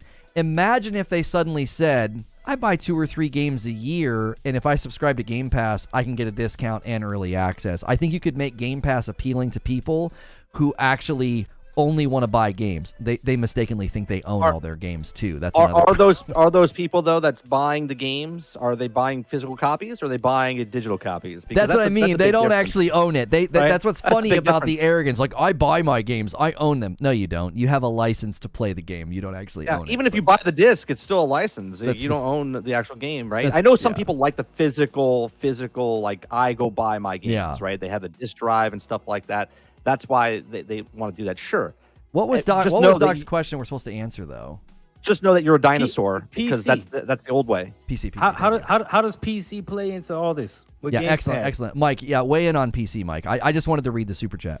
I mean, PC has always been it's a huge market. Like, well, I don't want to say it's a huge market. It's a huge market because everyone owns a PC. There's billions of them out there. But gamers that play on PC, as being in this part, and I'm gonna say we're all hardcore. Even you, Doc, being a casual gamer, you know about gaming more than the actual casual person. You know what I'm saying? Okay, that's fair. Yeah. So you're in the market. Everyone in this chat knows about PCs. They probably built PCs. They probably had multiple PCs growing up. You probably played like Warcraft back in the day. I'm assuming the crowd's pretty old, right? In the mid 30s, early 40s or whatever. You probably played all those games, first Starfield, Grand Theft Auto top down, like that type of stuff on PC. That's always been around. That's always going to be around.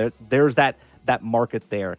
Yeah. As far as your question is about Game Pass on PC or just PC in general, like gaming, what's your question? No, I want to know how does Game Pass affect? Because remember, the whole thing is Game Pass is bad for the gaming industry because it cannibalizes sales, right? And Game Pass is on PC as well, right? Yep. So let's talk about how does this affect PC at all? It doesn't, because on PC they already have the PC, right? They've been digital downloading games off of whatever, if it's Epic, if it's Steam, if it's whatever. So this is just a move your mouse 2 inches to the left, click on the next browser launcher to open up and then start playing games, right? It's not a big change for them to rent games, buy games. The biggest time of the year for people on Steam is when they go for the summer sale, right? They go back and they buy like 50 games and they have a backlog of games on their PC to go down and play. That's basically what Game Pass is doing for you, but on a monthly fee. You pay $10, or I'm sorry, $15 because it's PC on Ultimate, whatever, and you get to play the AAA games that come out, and you have a backlog of all these games that you didn't have to spend $5, $10, $15, $20. Like, you're just downloading them and playing them off your thing. So it's actually better, in my opinion, for PC gamers to play or have Game Pass on there, because all you're doing is playing Epic, playing Steam, move on down over to Game Pass and start playing games off there as well. Yeah, but I got to thank Smashville for his $2 super chat. He says, people sign up for Game Pass for $1. Yeah, they got to close that. They got to stop people from doing that loophole still. Why are you still letting people do that? Anyway. Yeah, that is crazy. Steam. What, the dollar? Yeah, the dollar thing. Steam people are, I think, they might actually be more ravenous and more weird than any fans I've ever interacted with. Steam people are weird, and I can prove it to you. Returnal lands on Steam. It's being hailed as an amazing port. Digital Foundry says it's good. It could be better. I'm sure they'll fix some of the issues, but it's brilliant. It runs well, looks good. There are some stuttering issues for some people. I think they're going to probably fix that with drivers. But overwhelmingly, people are like, that's a great port. Returnal's doing great. It's getting bashed in the reviews because it uses Epic Online Services for the co-op. So the first time you boot up Returnal, you see Epic Online Services pop up. People were instantly going and giving it a thumbs down. Ooh, it installs Epic on your PC. It ghost installs Epic. No, it doesn't. It uses the backbone of the online services. That Fall Guys does the same thing. When you run Fall Guys right now on your Xbox or your Sony console, it uses that Epic Online Service interface for the friends list, right? So Steam is your biggest barrier on PC. If you're going to try to disrupt and enter the PC market, if Microsoft really wants to do that, they have a massive uphill battle because people on Steam, they don't want to leave. They don't want to. Right. They don't want to install Epic Game Store. They don't want to install these other stores. They want everything to be in Steam. So I don't know if Microsoft could broker a deal with Steam. That would have to be the way forward. But I don't. Why would Steam want to work with a subscription service that doesn't generate sales? Like, that's antithetical to their business model. Steam is actually they're rough. They're shrewd, but they treat the consumer very well. If you play a game for an hour and a half and don't like it, they'll refund it every single time. As long as you're under a certain hour amount, they will always give you your money back. And that's an amazing standard to have in place and a practice to have in place for the consumer. My idea about motivating purchase, like, hey, if you're on Game Pass and you purchase the game, you can play it a week or two early. I don't know if that would pull enough PC people out of Steam. I think a lot of them would say, if I'm going to buy the game, I'll buy it on Steam. I'll play it in 2 weeks. Like, they're so loyal to that infrastructure, getting them to come over. I also think Xbox interface, like their interface in the Xbox storefront on PC, it's pretty bad. I think they would need to really polish it up. It doesn't run that well. It's super clunky. For a software company, I'm not sure who in the world built that thing, but it is woefully behind just how utilitarian Steam is. Steam just runs really well. You just load it up, pick your games, download your games, play the games, and Microsoft's is always so slow and sluggish, and it just doesn't run that well. And I think that would be step one. Step two would be finding out a way to bridge the gap between Steam users. Because those Steam users are crazy, dude. They're nuts. The guy who created Gotham Knights UI probably worked on the Microsoft UI for the storefront, because they're both terrible. Well, I don't know if Microsoft would necessarily want to pull them from Steam. I think I know Microsoft says, let us compete or whatever, but I don't really think they want to compete. I think they want to coexist. I think they want to be in a situation where if you have a PlayStation, you also have a means to access Game Pass. If you have Steam, you have a means to access Game Pass. Almost like the same thing like Nintendo. Like, Nintendo's not a threat. Nintendo figured out a way to not be a threat to any of these companies, but it is legitimately another gaming juggernaut. You know what I mean? But no one will question you like, oh, you have a Nintendo Switch? Like, both Xbox fans and PlayStation fans could both take out a Nintendo Switch and no one would say anything. Whereas if we say, oh, you play on PlayStation? Oh, okay. Nintendo's Switzerland in this war. Yeah. Right. And I think Xbox is trying to position itself in that kind of scenario where maybe it's just, I believe that if PlayStation said you can have Game Pass on PlayStation, Game Pass, Xbox would probably go for it. Be like, oh yeah, let's do it then. That's I've had a lot of people ask me that. They're like, do you think Game Pass will ever end up on other systems? I'm like, I just don't think so, because they all have their own subscription services. They don't want to put the competitor on there. And I can't help but look at Sony and Nintendo and feel like one of the reasons they've been so successful is heavy investment in their first-party titles. Like Guerrilla, Sony Santa Monica, and Insomniac have all grown. Sony's reinvested and helped them grow. And then Nintendo, same deal. They heavily invest in their first-party titles, and that makes them super appealing. And then I look at Microsoft and I'm like, yo, where's the investment in your first party? Like, where is it? Like, that sounds good, Lono, but it's not the truth though, because the best-selling games on PlayStation are third-party games. The best-selling games on Nintendo are first-party games. That's not even a question. But as soon as you take sports games and Call of Duty off the table, that's not true. That's not true. Sony but those sports titles games and Call of Duty destroy them though. It's not even close. But it's a little unfair to cite some of the biggest games in the world. Like, Call of Duty sells better everywhere than other titles. Yeah. Like that. Like, you see what I'm saying? Like, you're picking the champion horse. Like, Call of Duty and FIFA and Madden. I mean, and not every month actually. First-party Sony titles end up overtaking those titles eventually. Those titles obviously crush it in their opening months, but Sony first-party titles will. Miles Morales was kicking the snot out of some of those titles. It was impressive. So Call of Duty, FIFA, and Madden, I think they consistently do that everywhere they land. They just dominate. So as soon as you take them off the table, Sony's first-party titles are amazingly successful commercially. I would agree with that, but when you look at how many PlayStations are out there, it's something like 140 million, right? And God of War Ragnarok across the PS4 and PS5 sold, I think, 11 million or something? 11 million, yeah. That's a huge difference. That's a huge difference. And you look at something like Super Mario Odyssey, that I think it sold like something ridiculous, like 80 million copies, like something crazy like that. My argument is you buy a Nintendo for their exclusives. That's not questioned, right? Yeah. A PlayStation, the exclusives are the icing on the cake, but it is what it is. But they do have good exclusives. I'm not gonna say that they don't, even though Kratos can't jump for some reason.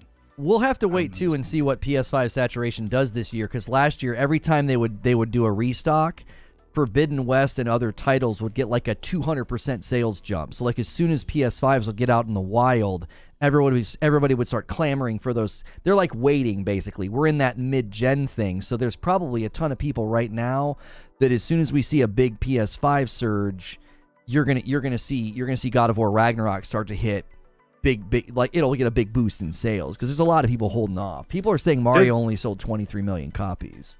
Does it count? Does it count if they have if they attach the game to it? Like, is that count as sales? So it's like when they bundle God of War, like right now the PS5s are being bundled with God of War. Yeah, that counts as sales. Like when U2 was on, when U2 the band was on the iPod, when you bought an iPod that came with their album, that counted as sales for their album. Yeah. Okay. That's what it does. It counts. No, it doesn't. It doesn't, because Eugene researched that all the revenue reports on the sales surges are not linked to bundles. A lot of people thought that. They're not? Okay. Yeah, a lot of people thought that. Though. Yeah, that's true. But a lot of people thought that, and some guy looked into it and he came out and he says, no. He's like, the bundles are not the cause here. It's literally people waiting. So then, where do those sales go for that game that gets bundled? What does that get counted as? I have no idea, but they don't count. Those bundles don't count. That's been documented. I think at least 2 reports I read, and I know Eugene put them in the Discord for me. He was like, "Yeah, they're not counting the bundles." So Eugene, where does that go? I would like to know, where does that sale go for the bundle if it doesn't count as a sale? Does it go into, like, where do they put it? I'm sure internally they put it somewhere, but the reports that get run, they only calculate the actual sales of the game itself. Like the bundles are counted as hardware sales. And that's public. Like internally, I'm sure they know, right? I'm sure they know there's X number of quantity of God of War Ragnaroks out there, but that'd be kind of fudging the numbers, wouldn't it? It's like how many people are just buying the bundle. I bought a Forbidden West bundle and I already owned it. I just bought it because I needed a second PS5, and those are the ones that were available. I was like, I gave Forbidden West code to my brother. I was like, I don't even need the game. Real quick, me first, please says 11 million in under 3 months. Yeah, it sounds impressive until you take Nintendo's Pokemon Scarlet and Violet and it sold 10 million in 3 days. So that's the difference that Doc's talking about with Nintendo versus PlayStation, right? 3 days they sold 10 million copies, where God of War sold 11 million in 3 months. So this is the first time chat is fully disagreeing with me. So I'm gonna make this clear.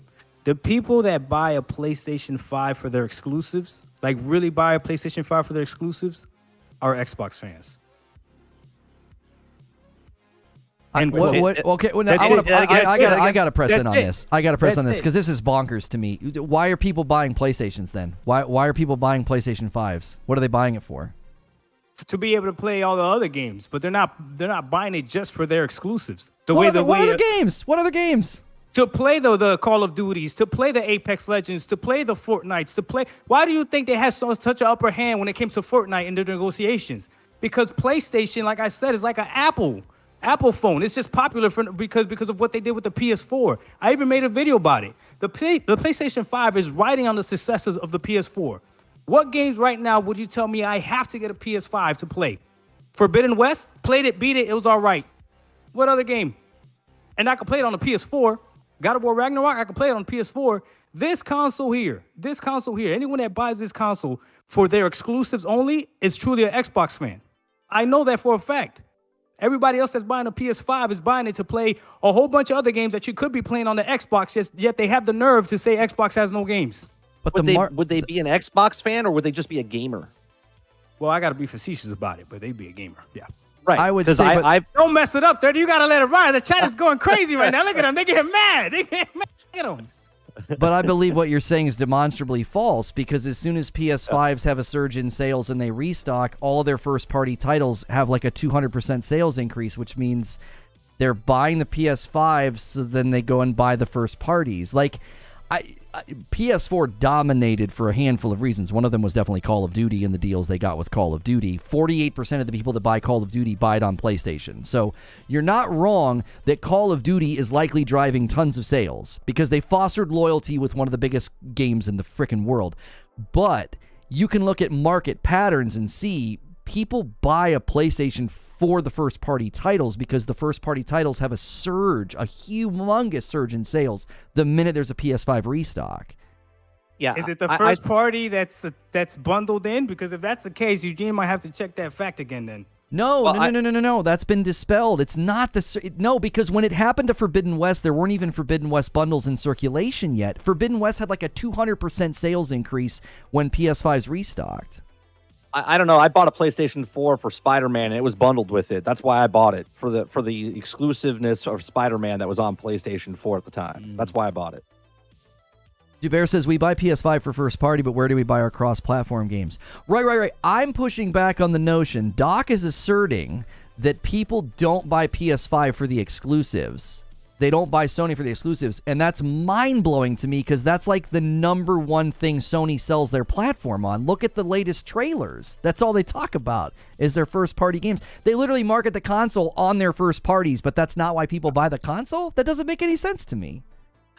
I think people, when you look, and again, I'll be generalistic here, but when you're looking, if you have a PlayStation in front of you, you have an Xbox in front of you, you have a Nintendo in front of you, right? You look at it as a person that's been gaming since I was 3 years old. I'm 44.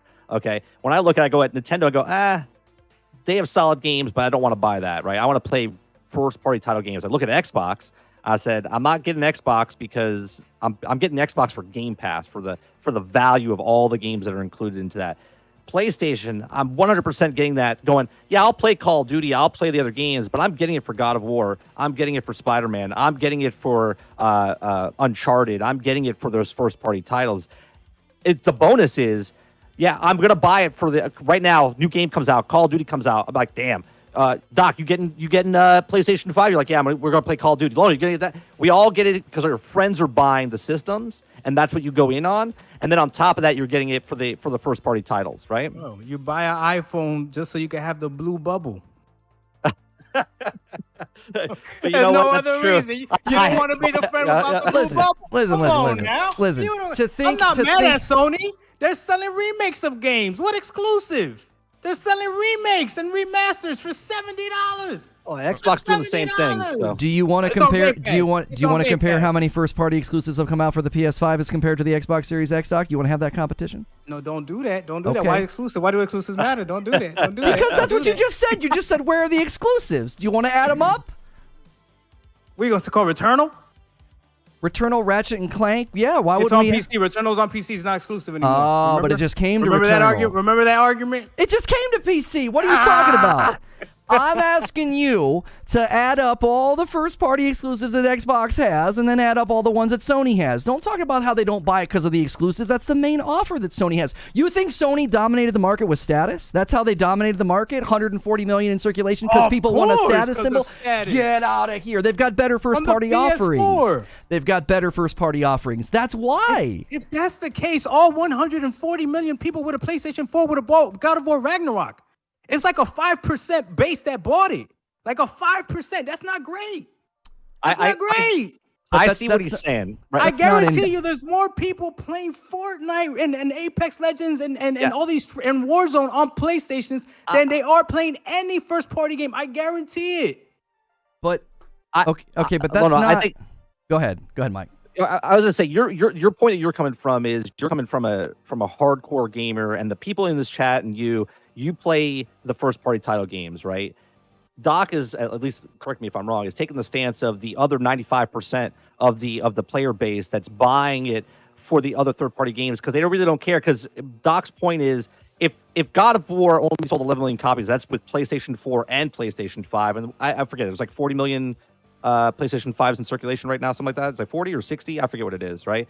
You only have a very small percentage of buying for the first-party title of God of War Ragnarok, where everybody else is buying it.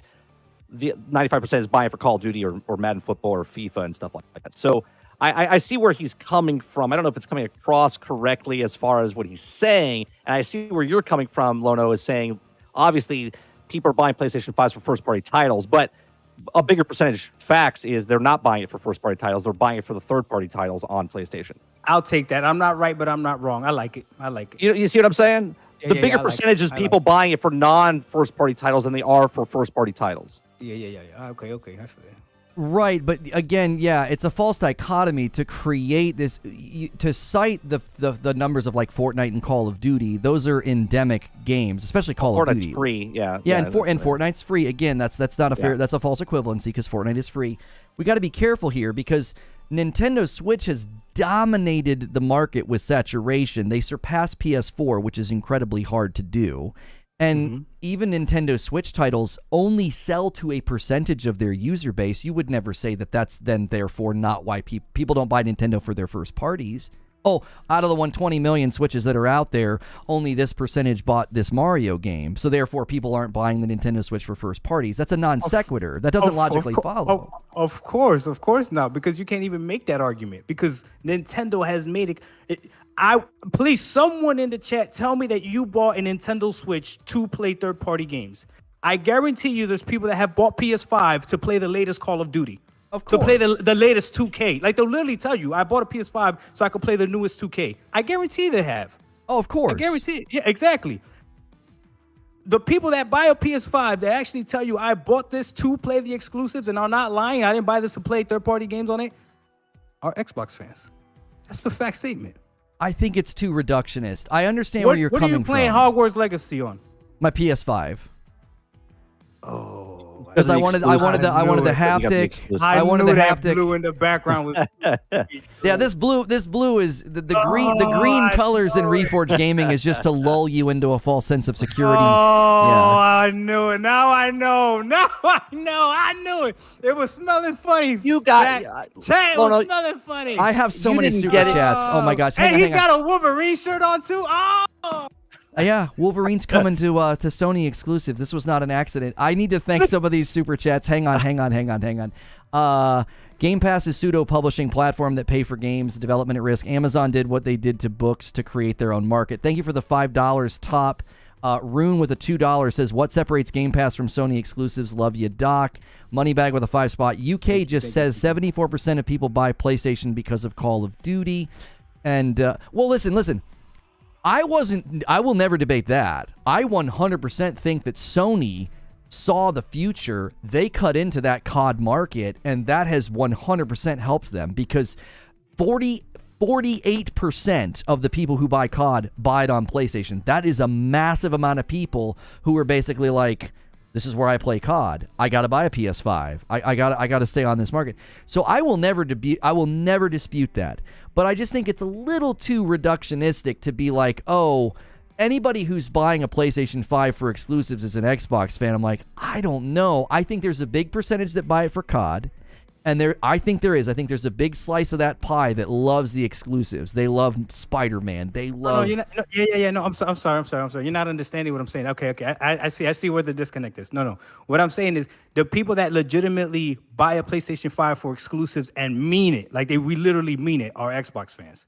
So you will buy a PlayStation 5 for their exclusives and their third-party games. Yes. You just want to label me as an Xbox fan. That's what this is, because that's why I bought. Did, but now I see the true colors. There's blue in the background. There's Wolverine on your shirt. Oh my God! I can't believe they got me. Oh, there he is. Oh, Xbox fan.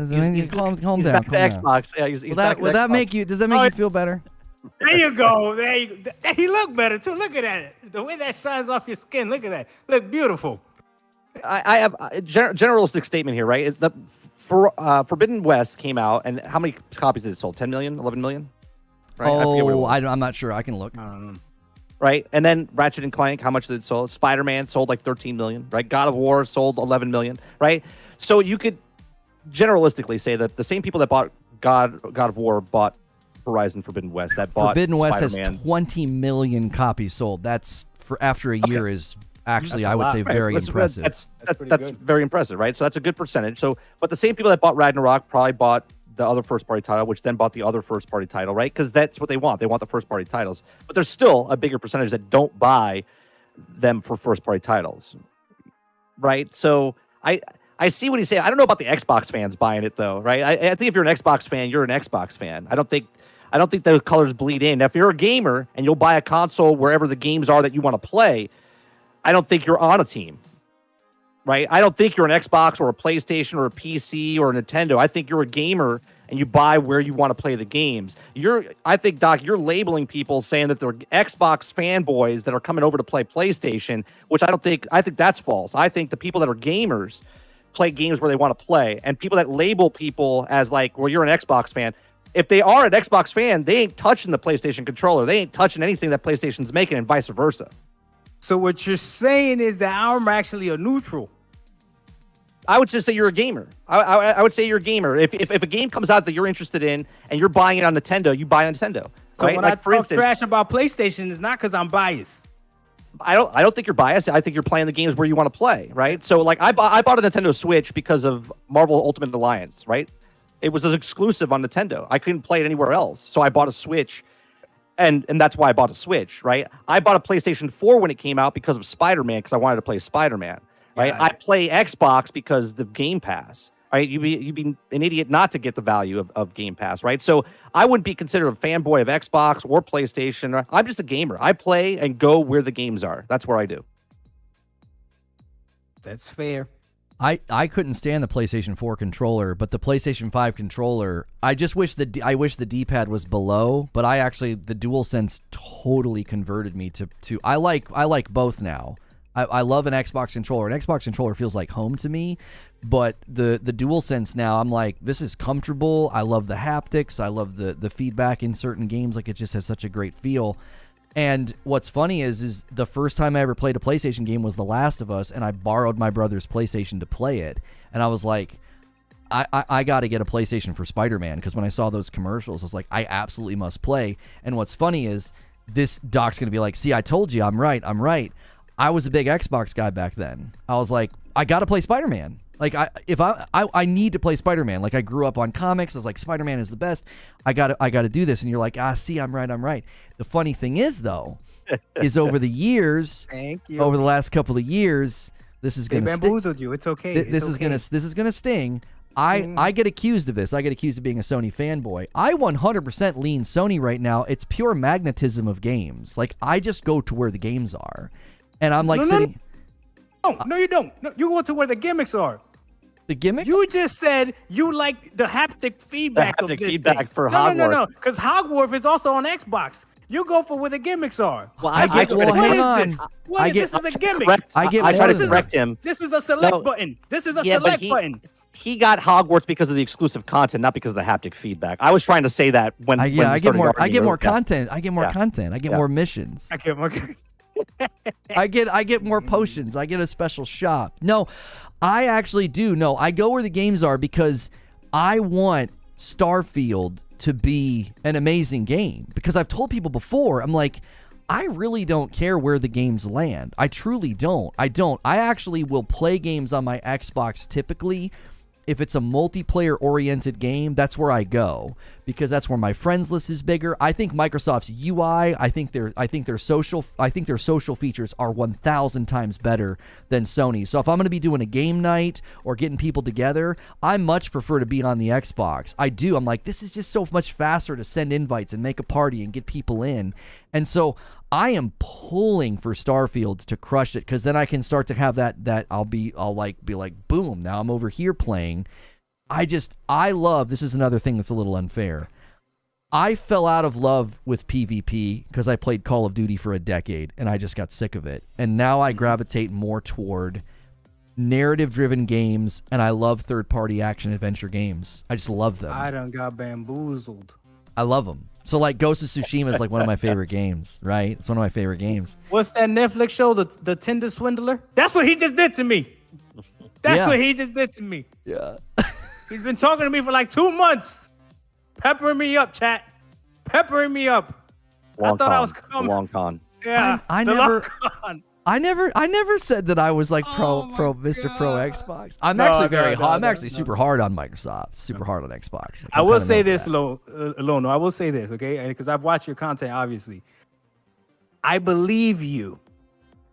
I don't believe everybody else, but I believe you. When you say you want Starfield to be good and you want Xbox to be great, I believe you. Mm-hmm. The beginning of my YouTube journey, I used to believe all the Sony fans that would talk bad about Xbox. We just want them to be great.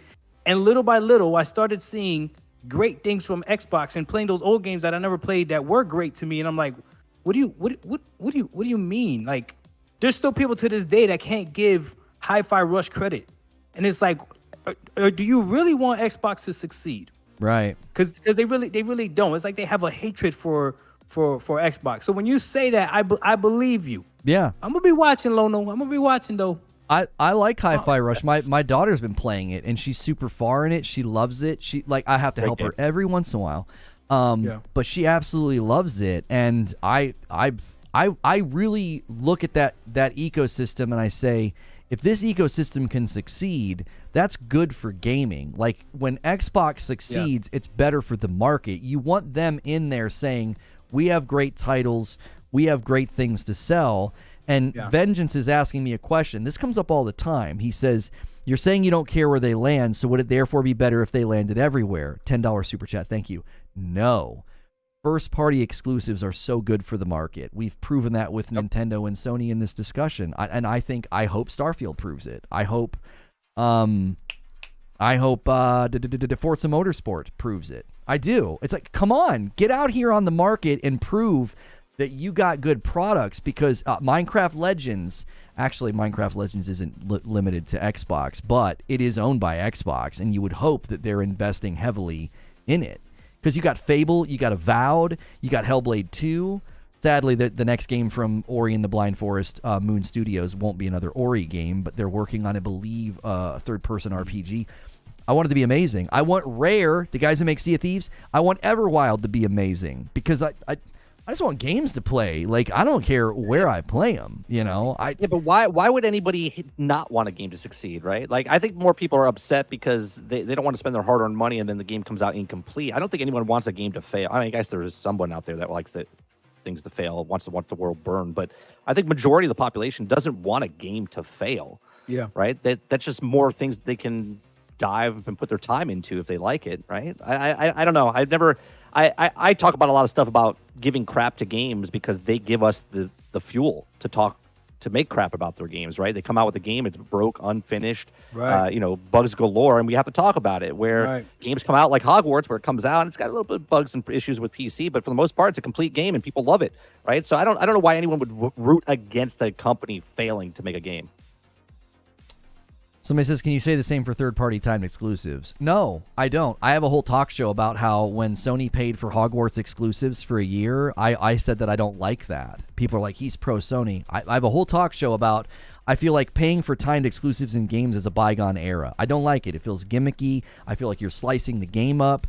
I'm not a fan of it, right? Now, it wasn't a big enough deal for me to say, I'm not going to buy the game or I'm not going to support the game. But I spoke out and said, I feel like this is a bygone era. Come on, just put the full game everywhere. What are we doing? Like, why are we doing this still? And a $5 tip from Chapter 8. I prefer Xbox. I originally bought a PlayStation for Horizon, bought a Switch for Zelda. Why be loyal to a billion-dollar company? Buy where you want to play. Yeah, buy where you want to play. Exactly, lean where you want to lean. And listen. No. Read the first part of the chat. What's she go to PlayStation 5 for? She said for Horizon. And she's an Xbox fan. Yeah, I know. Thank you. I know. Do you know what anecdotal evidence is, Doc? Anyway, this is not a census, Doc. You don't ask one person and say everybody is that. I didn't even ask her. She did it herself. That's great. He just mic drops and like walks out of the room. I'm like, come back. No, I get personal about this, and I think some of my concern and worry, and I mean this. I've not talked about this a lot. Hellblade is one of my all-time favorite games. It means something to me at like a psychological, spiritual level. Hellblade's an important game to me. And I'm looking at Microsoft saying, please, oh my gosh, please do not mess this game up. Like, there's rumors that it's coming this year. I'm like, no, don't rush this game. Please don't rush this game. Like, I need Hellblade 2 to be a 10 out of 10 game. I need it to be. And what so did you think the first one was? What's that? What did you think the first one was? What did I think it was? What do you mean? Like, how did you like the first one? Score wise, I think it's one of the it's one of the games that is the closest to perfection in existence. That's my opinion about Hellblade. I love that. Isn't that game amazing? It's phenomenal. Have you watched the documentary about it? I have not. There's a documentary on it? You need to watch the documentary about how it was made and how the woman who plays Senua, she wasn't even a voice actor. She was a video editor, and they were using her as a stand-in. And she became so good at the character, they're like, this is Senua. Like, you need to watch a documentary because they did all sorts of research into how to make you experience psychosis. It's amazing. Yeah. I told one of my best friends, ISO Motion Gaming, shout out to him, to play the game because he never played. I was like, but you have to finish it. Like, you don't get the complete feel for the game unless you finish it, right? Because a lot of people that play the game and didn't finish it, and you don't know, like, you missed out so much. And by the time he finished the game, he called me when he finished it, and he was like, this is one of the best games I've ever played. I was like, I know, right? Like, it's an incredible game. I never played it. I watched the video, but I never played the actual game. You gotta play the game. Oh my god, it's so good. It's more than a game. It really is. It sounds super gimmicky, silly, cheesy to say. It's an experience. It really is. I feel like it puts on display how gaming can be art. Like, it's such an art form of delivering story, experiential immersion into what it is to go through what she's going through. It's powerful. There are moments that I literally get emotional playing the game. I've played it probably 3 times all the way through. And so, you know, I'm a little invested in seeing Microsoft, like, oh my gosh, like, you guys own some really nice studios. You guys own some really nice property. Please, please, please do not shove these games out before they're due. And Skyrim and Fallout 4 are 2 of my favorite RPGs I remember playing. I remember getting in a party with my boy. Fawn's got a gun. We couldn't play together, and we would get in a party and just roam Skyrim and talk. And, like, those are memories that I have. And it's like, man, if Starfield can deliver a Star Trek, Fallout, Skyrim in space, I will get lost in there. I really, truly will. And I feel like they got a lot riding on Starfield. I do. Yeah, they do. They sure do. I just beat Fallout 3. I never played any Fallout, and people in my chat were like, hey, you got to play at least Fallout 3 or Fallout 4. So I decided to go with Fallout 3. It runs 4K 60 HDR on the best console in the market right now, the Xbox Series X. But anyways, FPS boost. This is not sponsored by Microsoft. This is not sponsored by Microsoft. I mean, I thought he was going to say the S. I thought the joke was going to be the S. It would have been great. Best console out there, Xbox Series S, running at 1440. Anyway, so I beat the game, and when I was done playing it, like, I get it. I get a little bit more what all the hype for Starfield is, because that's one of those games where 2 people will not have the same experience. Yeah. You can go through the game and do different things. When it says do different things, it's not about skipping side missions. It's like completely diverting from what somebody else may do. Like, to the point where you could destroy an entire town or not destroy it. Like, that's a huge difference of a game ending. You know what I mean? You could kill certain characters or not kill them, you know? I was running around, and there was a gun that I wanted and I didn't have, and one of my allies had it. And I literally went to hit him to see what happens. And you know how sometimes when you hit people in a game, you can't actually hit them? I hit this guy, and it actually worked. And then the whole town tried to attack me, and I was just like, okay, now I get it. I get why these games are people, you know, like these games, you know? Yeah. But we'll see. We'll see if Starfield does it. But at 30 frames per second, I don't know. I agreed with your video so much. Sergio with a $5 super chat. I prefer PS5. He says that's all. That's just the super chat. That's it. So there you go. That's it. Big Mole with a 5 spot. Microsoft literally built a state-of-the-art studio and campus from the ground up for Ninja Theory in Cambridge. They invested. Homie, I swear, I hope that all results in just brilliance in the game. I really do. Because the Starfield 30 FPS discussion, though, Todd Howard makes it sound like they're totally cool with that, and I'm like, what? No, I'm not. I'm not cool with that. I didn't buy these. I did not buy a Series X to play a game at 30. I just didn't. Now, if you're gonna give me like the 4K ray tracing 30 mode, and then you let me pick the 60 performance mode, I'm fine with that. All of my Sony games do that, and I always go with performance every time. Every time. I have a question. What about if you're not paying $70 for it? It's just on Game Pass. What can Right. I pay You're- $70 you're- and get the? No, can I no, pay you're- 70 and can I get that? I know, but your argument's always been if it's a $70 game, it needs to be a next gen game. My point is it's not going to be $70 because no one's going to buy it. They're just going to play it on Game Pass. What did he do? He just confused me. He confused me. Chat, translate that. Translate what he just did right there. Doc, listen, if you pay a $70 game, you want that thing to be next gen. Correct. Right? Yeah. Well, on Xbox, why would you pay $70 for Starfield when it's going to be on Game Pass anyway, right? You're not going to buy it for $70. So because you're not paying $70, it doesn't need to run to 60 frames per second. It's only going to run 30. Hey, Lono, you know my whole thing in the beginning about the McDonald's and Five Guys? Delete it. Delete it. Yeah. Don't post this chat. Never mind. Don't post this podcast. Never mind. No. That's not an excuse. It is. That's It's what I'm exactly is because it's just on Game Pass. You see what I'm saying? This is what we call professional. Round it around back from the beginning of the show back around here. Okay, it's on Game Pass, so the quality doesn't have to hit the standards that people want it to do. Because in the bigger scheme of things, it's not gonna make or break the game. It's just another game on Game Pass.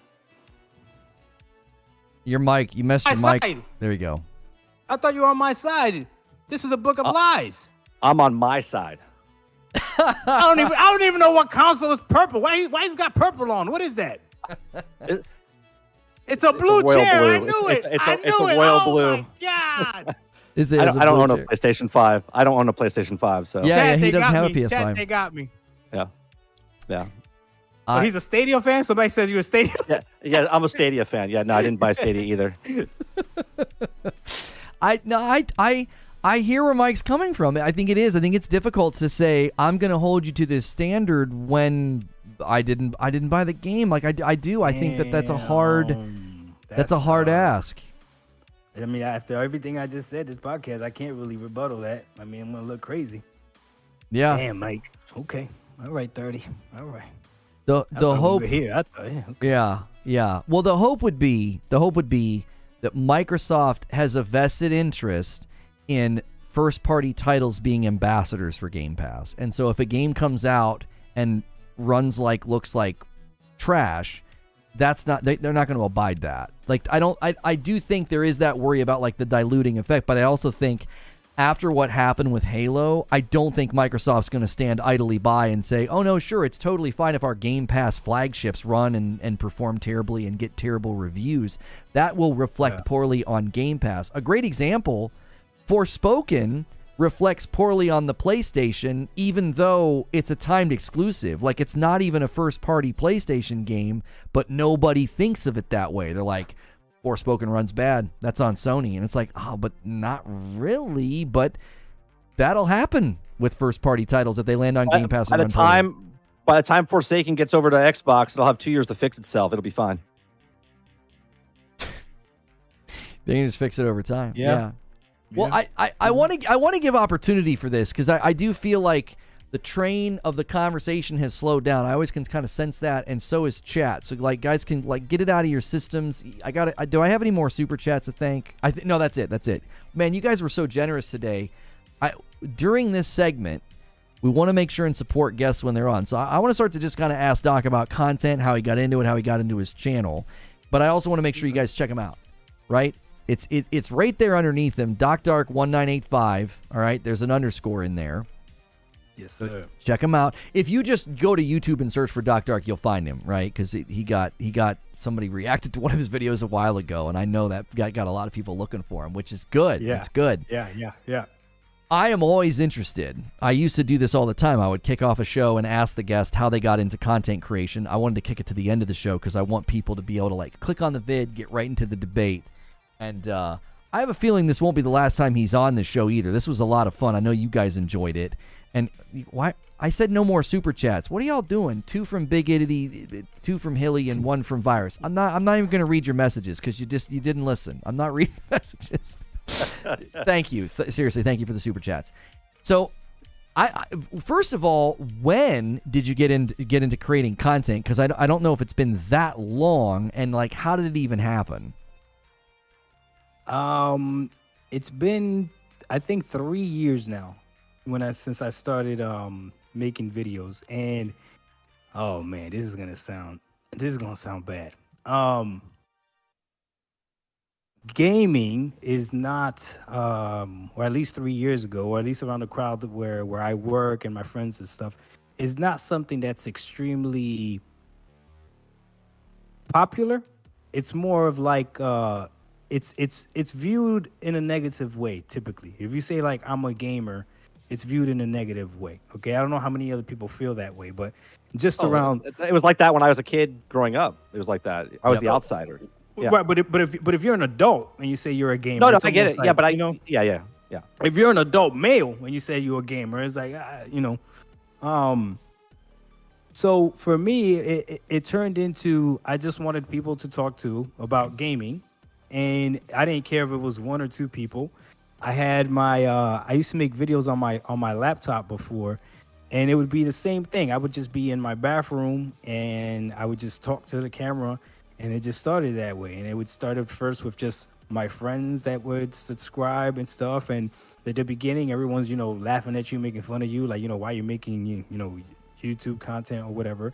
Right. And it became fun being able to talk about something that I didn't feel like I could talk to other people about in public or on day to day or at work or whatever. Okay.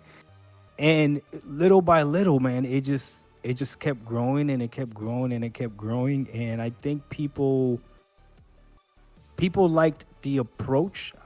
I'll be honest with you, man. I was talking to 30 beforehand. I always encourage people, just if you even think about making content, just go ahead and make it, because you don't know what's gonna appeal to somebody. I can't tell you why I've been blessed and my channel grew and is growing the way that it's growing. And I think that it's growing at the perfect rate. I know some people grow extremely fast, some people grow a little bit slower. I am perfectly happy with the growth that I'm having, and I am so appreciative of everyone that watches my stuff and comes through, and people understand that this to me is entertainment, right? It's an extension of the escape that I get from playing video games, from real life and everything that's going on. So I don't like to bring the drama into it per se, but I definitely like the trolling and the console warring and all that other stuff. We had a little fun banter with us here, Mm-hmm.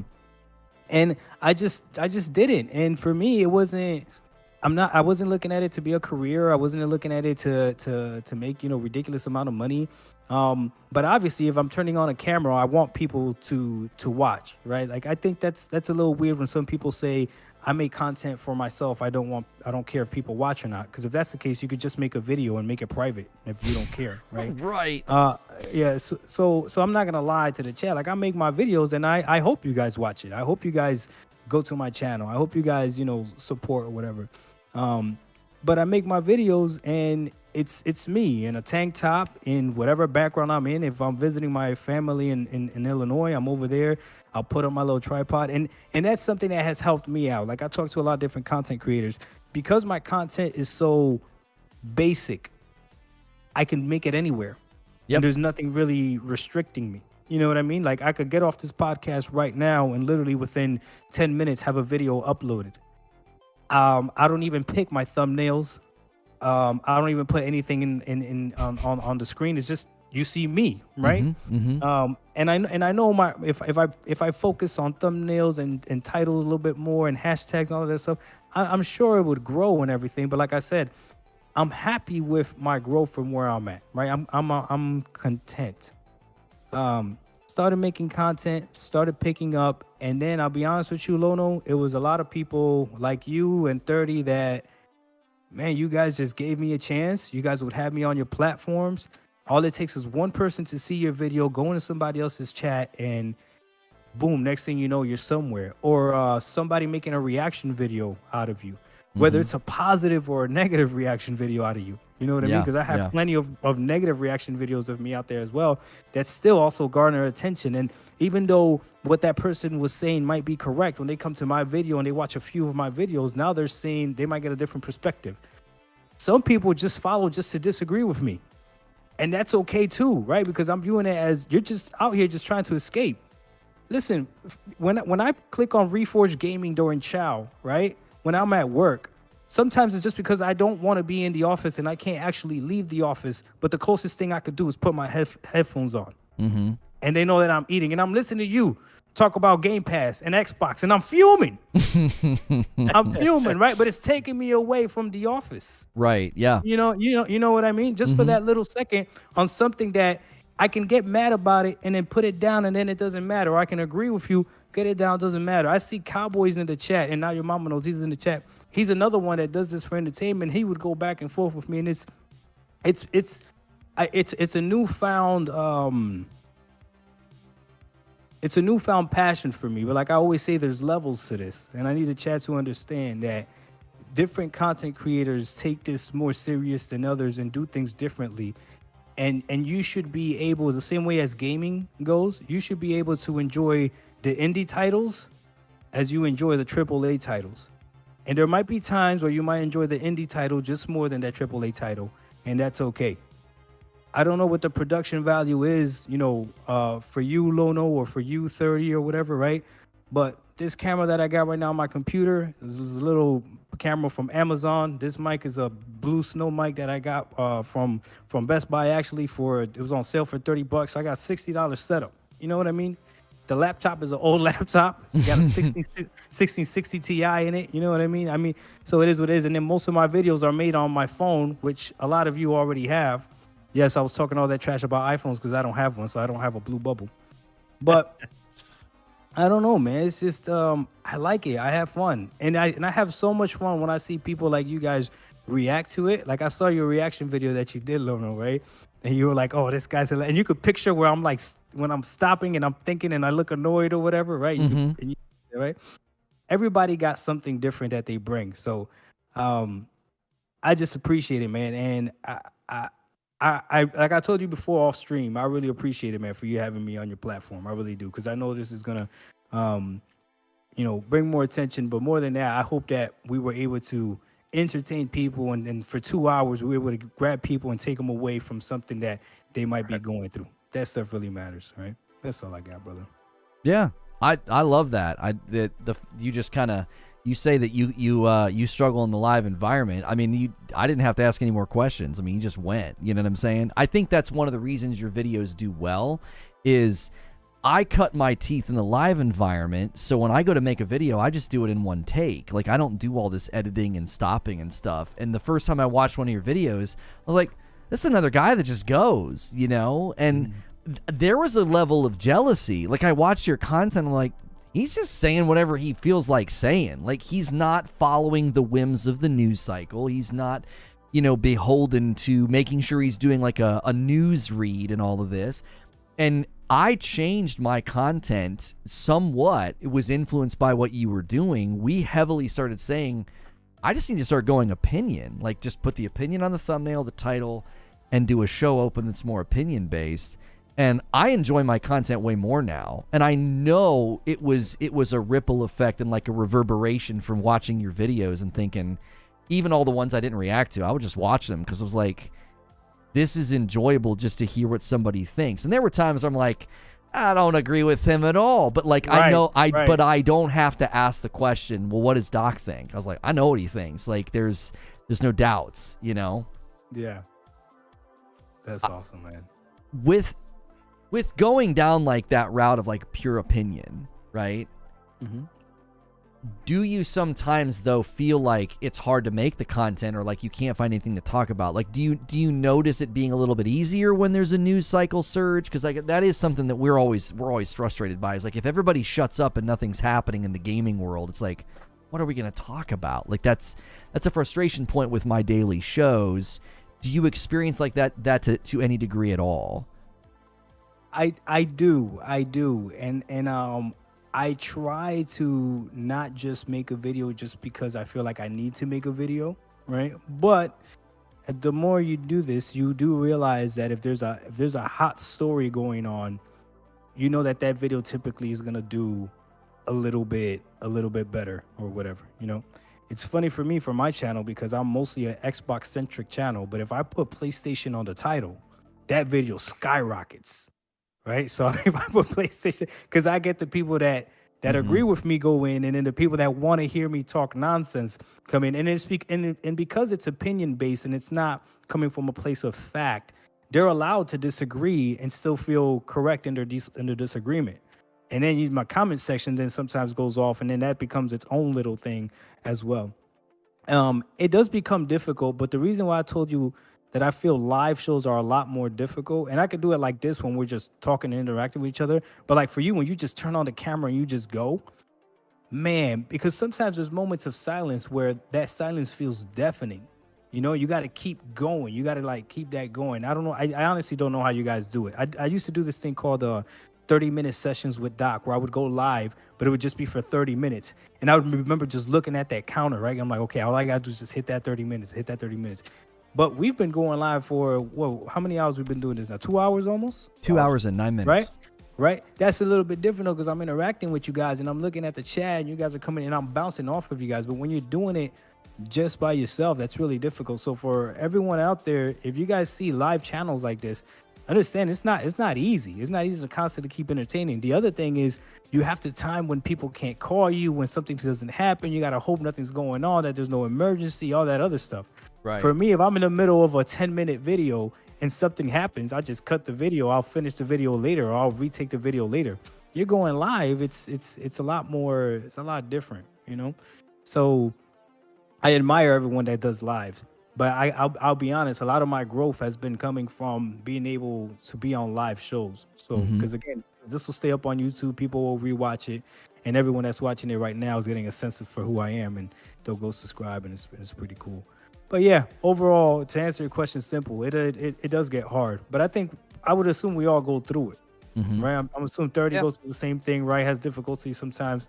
What they call it, writer's block or whatever, right? Even though we don't write content block, I guess I would call it, where you're just not feeling it, I've been struggling with that mostly recently in the last 6 months, because I started this new channel.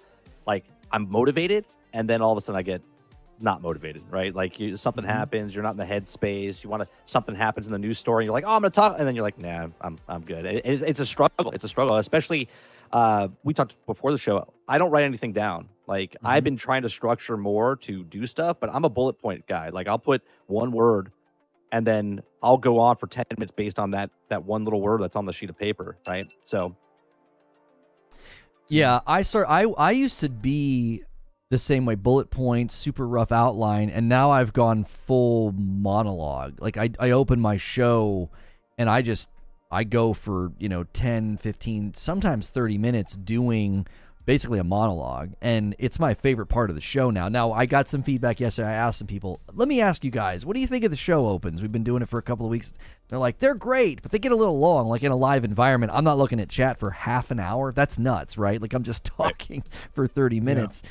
So I shortened it a little bit today, and it did feel better. It felt like chat engagement responded better, but I do this full time. I mean, this is what I do as a career. I got 2 kids. I'm married. Like I have to treat it basically like a job. It gets so many hours a week. This isn't what you do full time, Doc. So you got that. You got family. You got stuff. You got commitments outside of this. How do you balance those things with the desire to I want to crack off a video right now. I want to put out a video. Damn, that's great. That's great, Lono. Okay, so it's being realistic with yourself, right? Being realistic with what you can commit to and what you can't commit to. I have a career. I have a family. I have different obligations. In my line of work, sometimes it's a set schedule. Sometimes it's not. Sometimes I have to be gone longer than I would like. Okay, it's just the nature of the beast. If I was to set up I'm going to do this podcast every single Monday and Thursday, I know that I would fail. I know that I wouldn't be able to commit to that. And that's why for me, this fits better, which are just my short videos. The other thing that I do is I go on YouTube and I try to make content that I like the most. So I typically like the shorter videos. For me to watch a 2-hour podcast like this will take me like 5 days. Because I just won't sit through the whole thing. You know, I'll watch a segment of it, then I'll go watch something else, and then later back I'll come back and stuff like that. You know what I mean? I'm just being honest with you, right? If I see 2 videos on a topic, I'm going to click the one that's the shorter video first. Yep. But again, that's just me, right? Some people like those long form videos. So I make what I like. And that to me makes sense, right? If you I don't see why someone that likes country music as their favorite genre of music would make rap music. Like that wouldn't make sense to me. Like you should probably make country music as well, right? Doesn't mean that you can't like, you know, whatever, but it would just make sense. So that's the type of content that I like to make. I make things I make content that I like to watch. And I also like videos that are a lot more simpler, just someone talking. I was talking to 30 before we were on, when you went to take a break before we were on. And I told them that about you, there's certain things that people have that you just can't mimic. So like the way, Lono, I don't even know if you know that you do this, the way you have inflection in your voice at certain times, the way you stop at certain topics, the way you pause, right? All that stuff that's like instinctive is what keeps people, you know, coming back and attracted to the content. Some people have it, other people don't. And again, that's why I tell people, if you're thinking about making content, make it, because you don't know who you're gonna appeal to. Right. You might be natural at it. You might have it. You know, there's people that can make videos and not even be on screen. It'll just be a gameplay show, and their voice is enough, right? Yeah. There's other people where you gotta see them. You gotta see the animation. Okay. This whole tank top thing, I just happened to get lucky with it. But it became perfect because now I can make thousands of videos. And if you see me in a tank top, you're not wondering why I'm in a tank top. That's just what Doc does, right? Doc is just in a tank top. That's just what it is. If I put on a shirt, people comment like, oh, why is he wearing a shirt? You know what I mean? But I think about it. If I would have had to have wear, you know, actual shirt every single time, eventually you would have started seeing the same shirt over and over again. People would be like, what, you don't got no more shirts? You know what I mean? Just another something else that you got to think about, you know? Right. Where, again, just turn on the camera, guys. Make it content if you want to make it. There's enough. That's another thing. At first, I didn't think there was enough space. Once I started growing, and boy, was I wrong, man. Oh yeah. People want to hear you talk about Game Pass. They want to hear 30 talk about Game Pass. They want to hear me talk about Game Pass. They want to hear the next door neighbor talk about Game Pass. I'm tired of hearing about Game Pass, but they'll click on the next Game Pass video. I'm tired about the Activision deal. I'm tired of it. But check how many views those videos have. Yeah. Am I lying? I'm tired of it, right? No, it's true. I'm tired of The Last of Us. Sony remakes it for $70. Yeah. Yeah. Right? No, that's an excellent point. I think sometimes people think, oh, everybody's already talked about that, but we've learned that even being on the front of the wave is not that beneficial. Sometimes it's better for me to cover something the day after because it's run through the news cycle and they're like, what's he think? Instead of being like, oh, he needs to report on it as soon as it happens, it's like, no. I'm gonna do it the next day.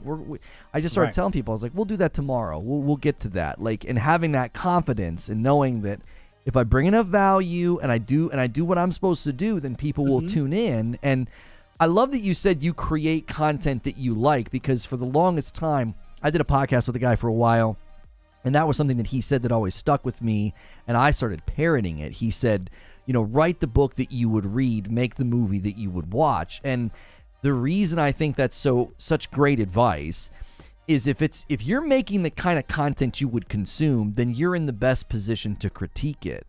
You can go back and re-listen and re-watch it, and you're like, would I watch this? Would I keep watching? Well, no. Okay, guess what? Now you have a way of improving your content. What would make it better? What would make you keep watching? What would make you click again? And you can critique and improve your own content, because if you were consuming it, you would say, I didn't like that, or that was too slow, or that took too long. And I've done that over the years. I've completely changed the speed with which I talk, the way in which I talk. I've been doing this for 8 years, and it's nothing like it was in its infancy at all, because you just always want to refine it. And I think you've probably done that, right? I bet you if you go back and watch your earlier videos, they're very different than they are now. Yes, and but that's one of the things that you mentioned is going back and rewatching your videos, which at first you think is kind of weird, like, well, why are you watching your own content? But it's like, no, you should go back and watch it, and you'll pick up on little things. Like one of the first things I picked up on when I was making when I make videos on my phone is, and a lot of people make this mistake, is they won't look at the camera. Yep. They'll look at themselves. Yep. And what's crazy is to the viewer, like you can actually see that, right? And I picked it up. I'm like, man, if this person just shifted their eyes and actually looked at the camera and stopped looking at themselves, or you just, take your videos with the backside, right? It makes a huge difference, man. It makes a huge difference, just things like that, because it looks like you're actually talking to the audience and all that other stuff. So, but yeah, going back and seeing how I did things, and it helps out a lot. And I think everyone should go back and revisit, because if you don't like your own stuff, then that could be a problem, I mean, athletes watch their playbacks of their sport. Right. You know what I mean? They see what they did wrong, what they could do better. That's exactly. I literally watch my content all the time. I've been doing it for years, and you pick up on stuff, and you're like, oh, it's too much silence at that one point. When I made this question, maybe I should fill it in with something else. Read chat. There's so many things that you can critique and do and change when you're going through stuff. And you wouldn't know any of that if you don't try, right? So just like you said in the beginning, if you want to stream, just do it. Just turn on the camera on and do it. Yeah. You guys are being too kind. $5 from Limitless Gaming. Lono's speaking mannerisms allow him to go on a 35-minute rant, but also keep a discussion civil for the most part, and people listen. And then our boy 809 Lion says, Lono's skill as a host for live content superb. Doc's charisma on camera is a great compliment. Thank you. Thank you, brother. Thank you. The looking into the camera thing, I think, is one of the reasons your videos pull people, because it feels like you're talking to them. It's like, this guy's talking to me. Like, what? Like, what did I do? Did I do something wrong? Like, you're like, you're like, okay. Let me talk to you. I'm gonna be nice. I'm like, why is he talking to me like this? Like, it's immersive. Like, I'm immediately pulled in. I'm like, what's Doc gonna yell at me about today? Well, not yell, but Yeah. It's good. I hate the new camera angle because he never looks at it. Well, it's a studio thing. It's just meant to make it feel like you're in a cool studio.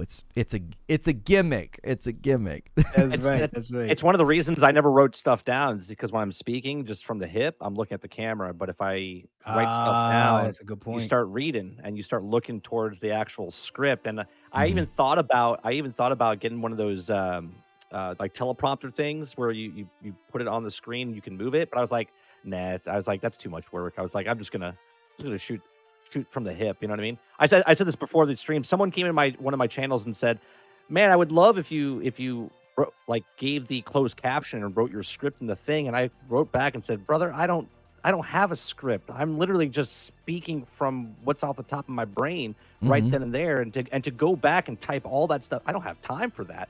Could you imagine doing that, Doc? Like, you're doing a 10-minute video and then you have to go back and write down everything you said? Like, no, that's not going to work. It doesn't work in that environment. I would have to write all the ums and all the... The craziest thing about your content when I watch it is you will just go silent for like a beat and a half, and I can't stand radio silence. So I'm like sitting there. I'm like, say something, like talk. And you're just so comfortable with being like, you're looking off, you're thinking. I'm thinking, and you're like, this is what it is, and then you have your thoughts, and I'm like, man, that's ballsy, because I obviously in the live environment, I do not shut up. I won't let it. Dead air is, I get uncomfortable. I'll do it sometimes to show people. I'm like, you want some dead air? I'll give them 10 seconds and everybody loses their minds. But man, have you ever thought about that? Like, does anybody ever give you negative feedback on that? Like, man, when this dude needs to edit his videos to make them faster, or do they just accept that that's your style? It's I have gotten feedback on it, but I think people just understand. I had somebody said I watch all his videos at 2x. I watch most videos at 2x. Yeah. I've done that. Yeah. I've done that to you. If I have a couple vids to catch up on, I'm like, okay, come on, get to the point. You can't watch my videos at 2x. I speak way too fast. That's hilarious, because I watch your video 2x. It's worse though if I watch somebody reacting to my video. Like, some people will react to my video live and they won't do the 2x, so they'll sit there, and while I'm thinking, they're thinking, the whole chat is thinking, and then I'm watching them think while I'm thinking, and it's just a whole thinking fest. Yeah, it becomes a problem. Yeah, It's a think. It's a thinkception. That's great. Yeah, that's yeah, great. it's a problem. Yeah, I've definitely done that. I'm like, oh, I got to catch up on Doc's stuff, so I'll put it on. I'll put it on times 2. If I listen to my own stuff, like looking for shorts or something, looking for good moments, I'll put it on like a 1.7 or a 2 because I'm just listening for those hot moments. Like I can hear, and then when I slow it down, I sound drunk. I'm like, why am I talking so slow? But you get used to that fast speed. Okay. And then when you back it down, you're like, what is going on? Yeah, Zubair does that. He'll come in to catch up to the live, and he'll put me on, 2 times. And he's like, why can't you do that live? Can you talk that fast all the time? He said I have very fast ears. Yeah. He better have fast ears. He's a lawyer. He's got to be good at listening and catching things. So that's funny. Guys, we really want to see support of anybody who's ever on the show. Use the description below to throw these guys some love. Doc Dark 1985. There's levels to this. There's levels to this. Yes, we got into the levels today. I really think this is probably one of the actual best debates we've had. We promised a debate and we had one. Like usually the debates turn into like it's just me and chat, right? But like there was good back and forth. So be sure to show support there. Check out 30 and Still Gaming as well. 30 NSG is the channel. Regular content. I was gonna do more Hogwarts, but I'm not going to. I think this was a great way to end. I won't have to rush the call. I won't have to end the call. We can end the episode, and you guys can tune in tonight as a member. My wife and I'll be hanging out, having drinks with you, and playing some Hogwarts. So if you're members, get in the Discord so you don't miss that. 30. They look for you at 30 NSG. Is that the best place to find your content right now? It is, yes. Or if you just type in 30 and Still Gaming, that's my main brand, but because the new channel kind of shortened it, just 30 NSG. So check it out there. Right. And Doc, like best place to connect with you is your channel, or should they look for you on socials, or what's the best way? Yes, definitely my YouTube channel. It's the same gamer tag on PlayStation, Xbox, DocDog1985. I do stream on Twitch from time to time, so come check me out on Twitch, and I do have a Twitter as well. I pretty much accept all friend requests. Only thing I don't do is like real world drama. So as you want to talk trash about gaming or whatever, come on down, man. We'll have some fun. Perfect. Well, before you guys came to this, we had a Jedi video that went live, and a bunch of you were hanging out here instead of watching it. You might have missed it. So I'm going to link to that in chat if you guys want to check that out, and then make sure you're in the Discord so that you do not miss tonight's stream as a member. They're really, really fun. And that video is a reaction to IGN got the scoop on the 5 stances in the Star Wars Jedi Survivor game, and it looks dope. Guys, thank you so much for watching. Every Friday I hang out here with Mike. And again, we'll have Doc back. I can almost guarantee that, right? If he's willing. I appreciate this was fun. That. Of course.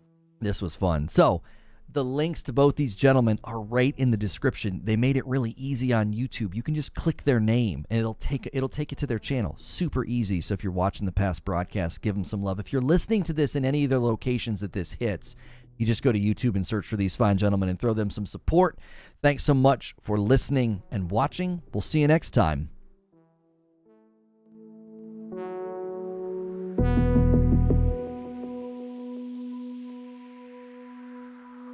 Thank you.